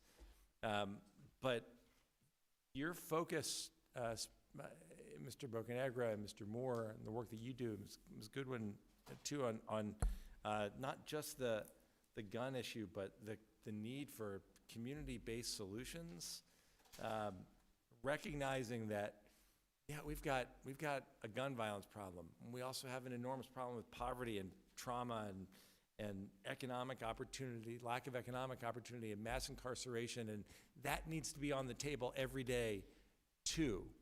And Mr. Moore, your proposal, or the plan that you submitted, for the record, I think we all need to focus on. You walk through all kinds of really important things that we ought to do, and you talk about the risk factors, lack of housing and segregation, and harmful norms creating culture of fear and hopelessness, and limited employment opportunities. That's got to drive this this debate too. And so I guess my question for you is, when half the dais comes to Milwaukee next summer, and we have an opportunity to highlight the really important community-based work that you're doing, what do you want to take us to see? What is it that we want to make sure the world pays attention to, so that when we return from that, we will be further informed and empowered to do the kinds of important work that we're talking about here? I'm going to need more than 30 seconds to answer that. But definitely, the blueprint represents the hopes, dreams, aspirations, and ideas of the entire community. We interviewed thousands of young people who are part of the process, law enforcement, hospital leaders. They're grassroots folks who are doing things every day. We hear the stories about the pain and what's not working. There's a lot that's happening in our city. Tay, for example, organized a basketball tournament in the park that she was killed in the next day, on a day of love. And that was organized by community members who wanted to elevate love in the city. And again, although she wasn't targeted, rapid gunfire in our city, often fired by semi-automatic weapons, are taking the lives of children in our city every day. But we're also fighting back and taking a public health approach to solving this issue. Madam Chairman, I'm really, really grateful for today and for our witnesses being here today, and I hope that we can do many more hearings like this to keep this issue front and center as a major part of what we do. Thank you very much. Absolutely, and when we are finished, I am going to ask the chair if the chair and the ranking member, if they will allow us to visit some of your communities so that we can go in a bipartisan fashion and see what communities are actually doing to solve the problems. Representative McClintock? Thank you, Madam Chairman. We've been at this now for 50 years, debating these issues, and over the years, we do have experience with a lot of policies that have worked and a lot of policies that haven't worked, and it seems to me we ought to be approaching the issue in that manner. And I pointed out that in those 50 years, we have adopted many, many gun control laws that we didn't have back in those days, in the 60s and before. And you would think that if the gun control laws were a solution to the problem would at least be getting better by now, not getting worse. But it's clearly getting much worse. I've pointed out that in those 50 years we've discovered that the gun control laws are very effective at disarming law-abiding citizens. They, by definition, obey those laws. The problem is they've been very ineffective at disarming criminals and madmen and terrorists. In response to that argument yesterday, Ms. Jayapal said, well, of course criminals don't obey laws, but that's not an argument for not having any laws. And it struck me what she and others seem not to be able to grasp is that gun control laws are unique. When law-abiding citizens obey gun control laws, they render themselves defenseless against the very criminals who don't obey these laws. And we end up creating a society where law-abiding citizens are defenseless and criminals are as well-armed as ever. That is a very unstable, very dangerous, and very violent society. And I don't think it is a coincidence that so many of these incidents occur in so-called gun-free zones where criminals and terrorists and madmen all know law-abiding people can't fight back. Mr. Torrey, you mentioned one of the things that's changed. Obviously, we've seen a big change in the culture over these past 50 years. But it seems to me another thing that changed is when somebody went out of their way to warn us that they were out of their minds and ready to do violence to others, we took them at their word. Right. We committed them to mental institutions where we could treat them, care for them, and keeping them from harming themselves or others. We've emptied out those mental hospitals over the past 50 years, and one of the most common situations that we see in so many of these massacres is the person was out of his mind. Right. They went out of their way to tell us they were out of their mind. We knew it, and we just didn't do anything about it. We used to, but we don't anymore. Right. We're in the business of making public policy. What would you recommend to us? What changes in laws do we need to make in order to bring this crisis under control? Well, for one, we have a lot of those laws already on the books. First, I want to say, well, he's gone now, but to the family members, he brought up Parkland. And that young man, first and foremost, to all of the families and victims of that, our energy, support, love is consistently with them, among others, not just Parkland, Chicago, Detroit, North Philly, where I'm from as well. In that scenario, you had someone who was, had the police called on him over 30 times. 38 if I'm, don't quote me too hard, but you have someone that clearly had an issue.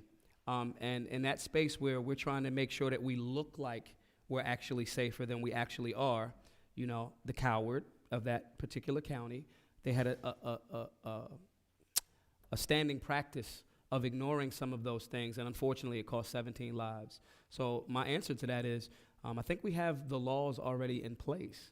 I think that people are not following those or executing them properly for their own, whatever their individual or collective reasons the are. police tell me they're, at least in California, each state may be different, but tell me they're powerless to act until a person they know is dangerously mentally ill actually goes out and commits a crime.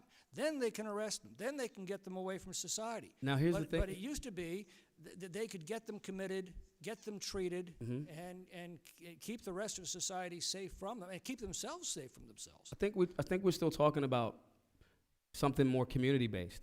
There's also issues of a few weeks ago, maybe a few months ago at this point, where the grandmother saw that the grandson was about to do something silly with a firearm.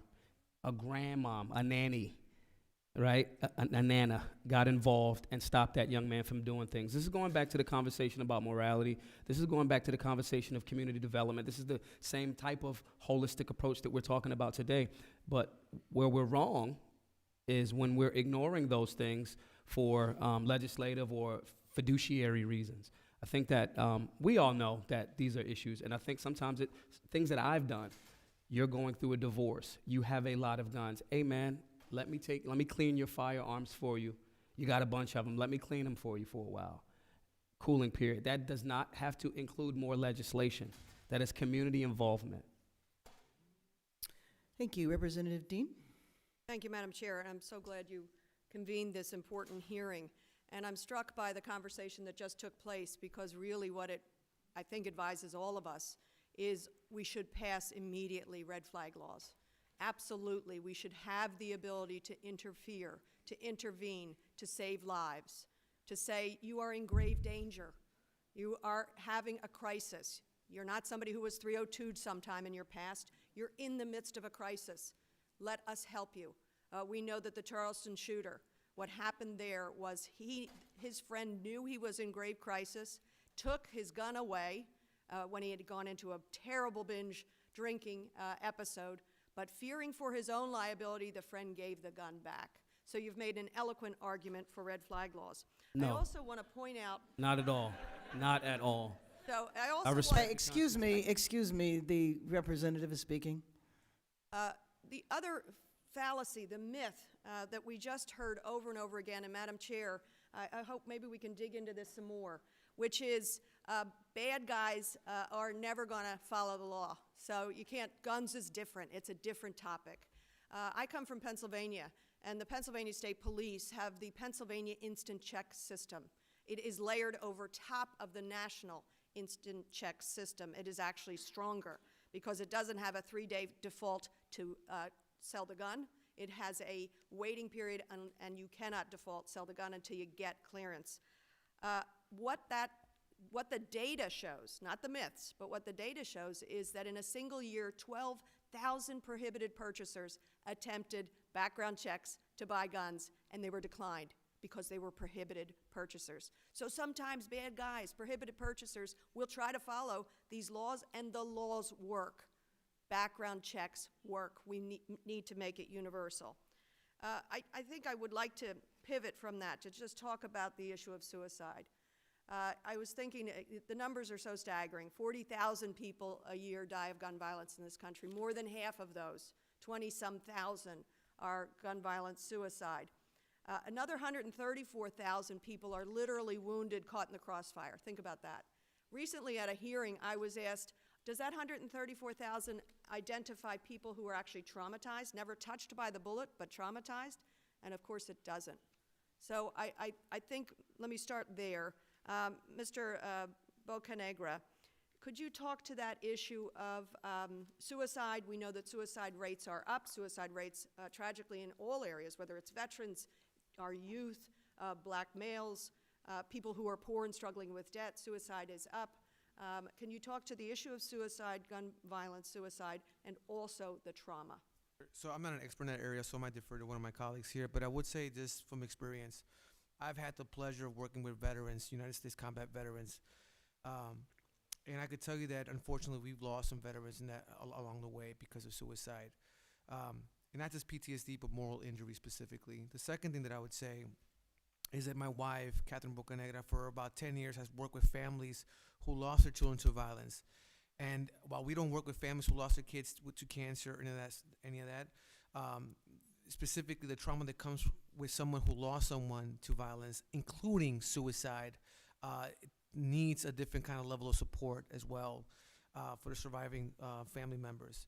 And lastly, you know, when I started my opening remarks, you know, I wish I had more time to have spoken on this, but when I was 17 years old, about to turn 18, I was going to sign up for the Marines. And I was going to sign up for the Marines because I, by that time, witnessed too many of my friends shot and killed, all of them gang members, including myself being one. And I told myself, if I die, I want, at the very least, for my parents to be proud of the fact of who I was as a person. So I was going to join the Marines knowing that I was going to get killed. And so I didn't know this until grad school, but every time that I went to a rival gang without a weapon and I antagonized the other gang members to shoot me, those are suicidal ideologies behind that. And many young black and brown people actually experience that, but we don't talk about that as well. And so when I think about the program that we're managing in Chicago and other programs alike, I think about how relevant trauma is, and unless it is, if we don't cure that and we don't give it the proper attention that it needs, we will have an increase of those suicides and in different ways that typically we don't speak on. Thank you, and yes. I can speak Ms. really Goodwin. quickly on Thank you. the suicide rate. And this comes out of the journal. I know we don't have too much time. Journal of Community Health earlier this year. Suicide rates are the second leading cause of death of black children between the ages of 13 and 19. And this is taking rates from 2001 to 2017. It's a 60% increase. So I'm going to say that again, 60% increase from 2001 to 2017 of black boys between the ages of 13 and 19. It is a 182% increase for black girls between the age of 13 and 19.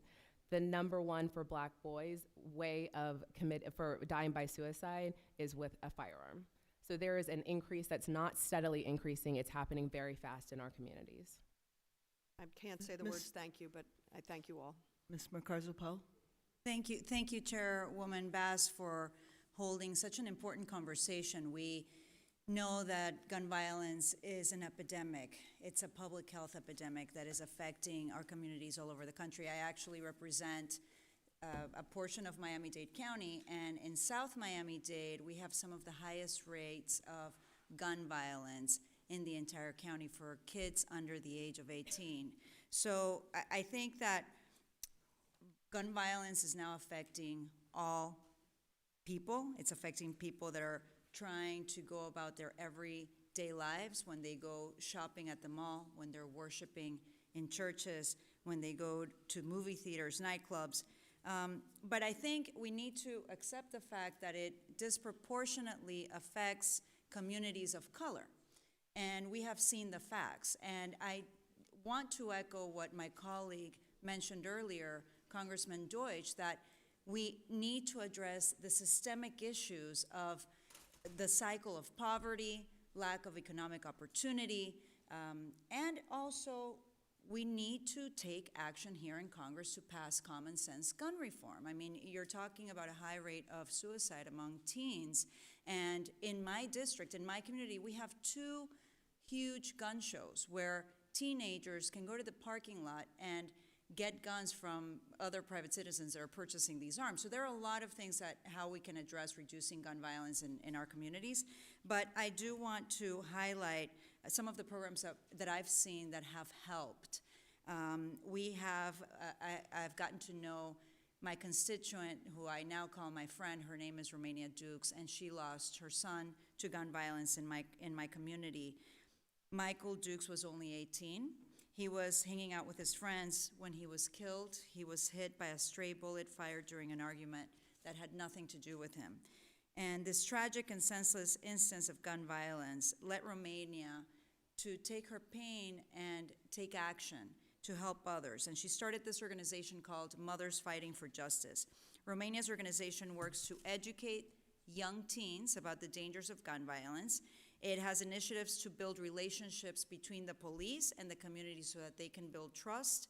It highlights local leaders that help reduce crime and violence among the younger generation. And I think that these type of initiatives are so important to helping our communities. I also want to mention South Dade Major Charles, who has been dealing just in the past 2 weeks with several shootings in our community. And he brought up to my attention something very interesting that I don't think we talk enough about, and it's how do you monitor young teens through social media, that are communicating through social media, getting arms from each other, organizing crime, and it's just something that I want to bring up since we're talking about this. But my first question is to Mr. Goodwin. Mr. Goodwin, you've talked about these community initiatives as being so important, or Ms. Goodwin, sorry. What do you think we can do here in Congress to facilitate these programs and raise more awareness?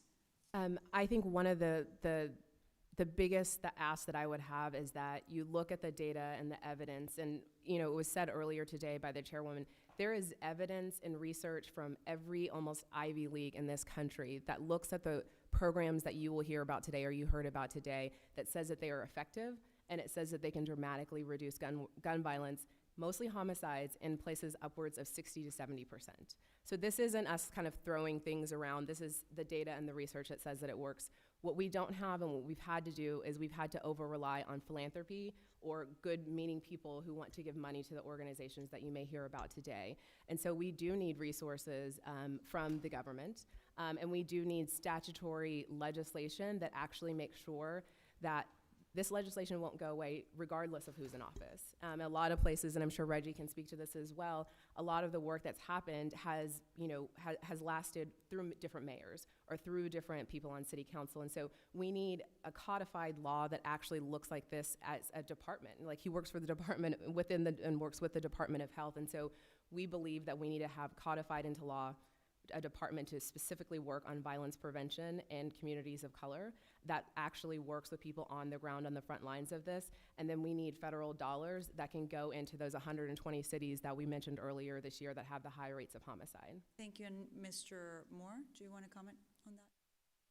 Yes, I want to talk about a very specific intervention called 4-1 for Life that we've launched in partnership with our Level 1 Trauma Center, Frederick Hospital, and the Medical College of Wisconsin, where we've hired folks from the community to interrupt the cycle of retaliatory violence. Most of the shootings in our city are related to arguments and conflict, and so having folks with the street credibility to be able to detect and intervene and stop the transmission of violence is a public health approach that's showing results. Right now, we're 15% down in homicides and 20% down in non-fatal shootings as of today.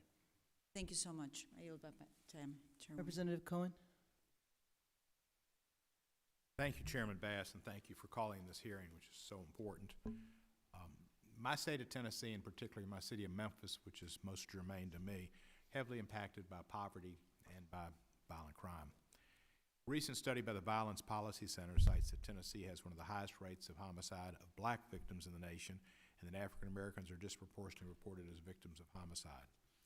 In Tennessee, there were 323 black homicide victims in 2016, and 87% of them died after being shot. Nationwide, in 2016, although African Americans only represent 13% of the population, homicide of black residents made up 51% of all respondents and reports. This is an epidemic that has long-term implications. Local publication in Memphis, the Daily Memphian, which is online, but it's kind of in lieu of a daily newspaper, or in addition thereto, I guess, recently published a 3-part series on the impact constant stress and trauma have on the brains of young people. Research showed that prolonged stress and trauma can impair the normal development of a child's brain and erode a child's immune system. Children who experience chronic stress, trauma, and adverse childhood experiences become more prone to violence, aggression, depression, substance addiction, suicide, illness, and disease, not to mention academic failure. There's a definite need for more federal resources to help combat this issue. And at this time, I'd like to introduce that Daily Memphian report to the City and the Violence Policy Center report, as well as the Commercial Appeals report on wounded civilians. Without objection. Thank you. I introduced H.R. 3738, the Safer Streets Act, which would create a new grant program to help reduce violent crime in our communities. Specifically, the act would provide grants to units of local government that have the crime rates twice the national rate. 50% of the grant funding would be reserved for units of local governments with crime rates 4 times the national average. 20% would go to units of local government with crime rates at 3 times the national average, and 10% to those with crime rates twice the national rate. I think it makes sense to put the money where the problem is. The remaining funding be reserved for emergency grants to help address spikes in violent crime. It's unfortunate, I read yesterday that one of the bills that I voted for in this committee and was kind of proud to do because I had to overcome my resistance to voting for something that the proponents of were not my favorites, but you try to do what's right, and that was the First Step Act. And then I read that the leader said that he didn't want to use it in his campaigns, it was a loser, and that he regretted somewhat him being behind it because he hadn't got the credit he deserved. And the people who liked it, like Van Jones, liked him for a day and then didn't like him afterwards. We need to be doing things that address these problems and not worry about somebody kissing your shoes or kissing your posterior or patting you on the head. And that's a problem we've got in this country. Mr. Moore, let me ask you, if states and localities were given more federal funding, how would you recommend it be spent to truly help solve this? And thank you. And I want to also underscore that Wisconsin has the second highest black homicide victimization rate, which I think is highlighted in one of the reports you presented from the Violence Policy Center. So this is a racial justice issue as well, particularly as it relates to funding public health approaches to violence prevention. One of the things that could be supported is 4-1 for Life, as an example. We need all of the support that we can get from that, both from the local level, the state level, but also if there are federal resources that could support training and engaging folks in conflict mediation and de-escalation, which it seems like there's agreement for that among this panel. That is something that could substantially help. I also want to underscore on the prevention side, because I see that more on the intervention. On the prevention side is also funding after school.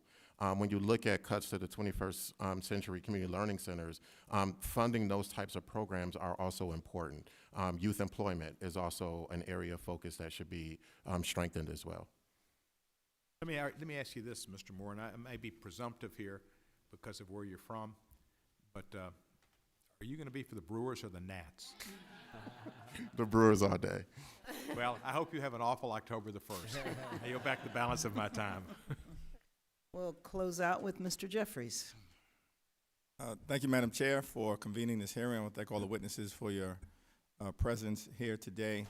Let me just start with Ms. Goodwin. I think you said in your testimony that Black, Latinx, and Indigenous people, of course, make up a disproportionate amount of gun deaths due to homicide, interpersonal violence, and domestic violence. Is that right? And I think you also testified that Black men make up 6% of the U.S. population, yet account for more than half of all gun-related homicide victims in America. Is that right? And from an explanatory standpoint, and every gun-related death is a tragedy in America. The mass shootings tend to get a disproportionate share of attention, but the day-to-day violence is just as consequential, as hurtful, as devastating to individuals, to families, and communities. And so, if you could just lay out for me, briefly, how you think we can take steps to address that day-to-day gun violence disproportionately impacting, as you pointed out, Black and Latino individuals. Yeah, absolutely. So I think having a comprehensive approach, and I know that kind of sounds like a buzzword, but all of the programs, almost everything that was addressed today, whether it's suicide, trauma, most of the programs that most of us work on actually address and hit on every single thing that you heard about. In Oakland, in Boston, in Chicago, in places across the country, across the South, they're actually building in comprehensive approaches that have healing counselors that come to whenever there is a rapid response. Erica Ford in New York City, she has a bus that actually goes around to different communities after there has been mass tragedy happening in communities of color. And so I think that comprehensive approach, but I also want to make sure that I add into that comprehensive approach, really making sure that when we look at the homicide rate in this country of this, a little over almost 8,000 homicides of Black folks in this country, A large number of that is not women, but women are being killed and getting killed by firearms, especially Black women. And so I think that's also part of what we need to build into a lot of the comprehensive approaches that we've seen cities and counties take. Thank you. Mr. Moore, it's my understanding that the United States has roughly 4% of the world's population, but about 40% of the world's guns. And so that translates into over 300 million guns circulating throughout America, with law enforcement not really having a handle on who has those guns, who may get access to those guns in an unlawful fashion or in a fashion that may result in someone doing harm to the American people. And while we want to balance, of course, the interests inherent in the Second Amendment and the right to bear arms, the Supreme Court, in a decision written by Justice Scalia, indicated that reasonable regulations are constitutional and within the purview of the Congress to move forward in the best interests of the safety and security of the American people. So I'd be interested in your thoughts, being in a state like Wisconsin that I believe has not been very proactive in terms of its gun violence prevention policies, operating within that context in Milwaukee. What have some of the challenges been? I think, and I said in my remarks earlier, that there's been an over-reliance on punishment as opposed to prevention. And again, we work with families where we understand that accountability is the first step to healing, in terms of justice and people being, found as far as perpetrators. Unfortunately, there has not been an equitable investment on the prevention side. And so at the state level, for example, we're trying to push for a comprehensive policy plus resources as it relates to gun violence prevention from the state to support municipalities, particularly Madison and Milwaukee, who have the largest populations in dealing with this issue. The other piece is looking at gun tracing, and so understanding the time to crime in terms of where guns are coming from, and understanding that their dealerships, gun dealerships, 5% of them account for 90% of the crime guns that are found. And so really addressing that issue of the flow of firearms, both legal and illegal, into our community. Thank you very much. And Major Torre, did I get that correct, Yes. your title? Toure. Torre, you, I think you sell T-shirts on your website, is that correct? Yes. And one of them is Make the Hood Great Again, is that right? Absolutely. And what is your recommendation as it relates to how that actually would be brought about? You do that by having a respectful balance between mitigating and preventing against trauma like this, as well as preserving freedoms. I think that we make the mistake when we lean, just like, excuse me, Mr. Moore said, when we lean so heavily on legislation and adding more punitive measures, more so than preventing. So I think that's one of the primary ways when we strike that balance between mitigating the trauma, educating people while preserving freedoms. And I think that's definitely how we make the hood great again. Thank you. Madam Chair, I think I'm out of time. I yield back. Representative Jackson Lee. Chairman and Ranking Member, thank you for your courtesies, one from the great state of California and one from the great state of Texas. I rushed back here because I think you all are part of the most important hearing that we may be holding on the Hill today. There are many things going on, but what we're trying to do here is saving lives. Let me first start with this detrimental concept of from the schoolhouse to the jailhouse.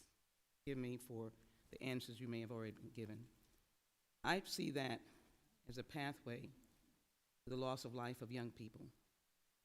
Some years back, before it became duck for an active shooter, school systems and states began to think the way you deal with children is you assess them for truancy, you assess them for gum chewing. When I say assess them, penalize them criminally for gum chewing, for maybe an outburst, for stomping out of a classroom, and you begin to define who they are. Would you just go down the road and answer that question of what that begins to do in a child's life when they start out in school like that, even as young as 5? Mr. Congro, forgive me, Eduardo. I need a second or two to think about that. It was a really heavy, loaded All right, question. Mr. Smith, Mr. Moore. I think when we look at the trauma that has been produced and we further traumatize young people, you may have heard about some of the issues we've had in Wisconsin with Lincoln Hills, where we took young people who had been harmed and put them in a place that caused more harm for longer periods of time, and we expected them to return back to the community feeling stronger and safer. Unfortunately, that's not what prison and incarceration produces, and we have to have a serious conversation about how we're treating young people, not just when they do something wrong, but way long before that, and understand the fact that there's research out there that states that confining young people does not produce better outcomes for them long term. Thank you, Mr. Torre. It's a famous quote. You know, it's easier to build strong children than to repair broken men.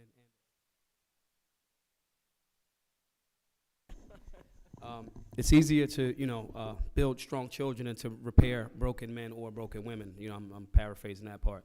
I think from the school perspective, I think again, it's the answer is very clear. It's less punitive. An ounce of prevention is worth more than a pound of cure. And I think that in something as extreme, that's clearly an issue that we have in our nation today.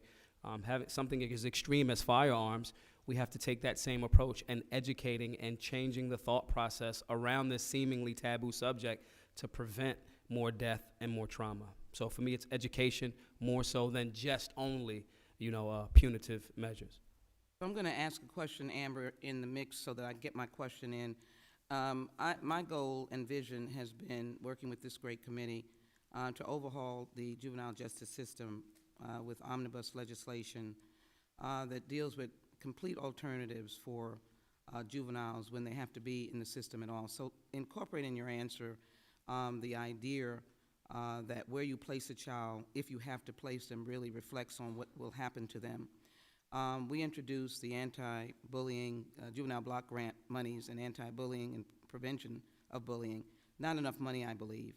But the point is that it was in the Department of Justice to give organizations money to try to deal with this. So what is the need, adding the question I have, for the overhaul of what they call the juvenile justice system, detention, indefinite stays, as relates to your work and as relates to changing the lives of children? Is it on? We see the levels of recidivism when young people especially are going through the criminal justice system or the juvenile justice system. But I just also want to put a fine point on, you said that there are several hearings that are happening today. There's a hearing today in a different just about school safety, right, that is actually talking about gun violence. And I was there. Yeah, and we have these conversations that are just focused on what's happening in schools, but our babies have to leave school, right? And the ones who look like us have to deal with trauma when they walk home, what they witness and what they see. We have evidence that shows that children are harmed in numerous ways just whenever they witness violence, when they witness gun violence. They don't even have to be a part of it, but they are harmed in different ways. A couple of ways that I know, and this is coming up, gun violence, exposure to gun violence, specifically with children, post-traumatic stress disorder, antisocial behavior, depression, stunted cognitive and emotional development, risky alcohol and substance abuse, and high-risk behaviors whenever it actually comes to firearms. And so we see these cycles of violence, but I think one thing that will be very helpful is not to silo away these conversations, whether it's in this body or outside of this body, because we know that there are ways to, stop a bullet, but we need to make sure that we're thinking about why people are picking up guns, not just thinking about the lethality of guns as well. Thank you. Let me thank the witnesses. I thank the chairwoman for her. Absolutely, and I hope that this is the beginning of a discussion. I think that we all, from all of the witness today, understand that it really is not rocket science to figure out how to address these problems. There's tons of research. We know what to do to address the root causes, and we also know of programs that have successfully addressed the problem, and I think we have examples of those programs that are with us today. It's my hope, and I will ask the chairman, if we can, the chairman and the ranking member, if we can follow this up, if we can visit some of the programs so that we can really look at how we support a comprehensive solution. And I think we saw today that today was not the point to just look at one aspect of a solution, but to look at communities in their totality and understand that communities have the capacity to address the problems. They just need the resources. And with that, we're adjourned.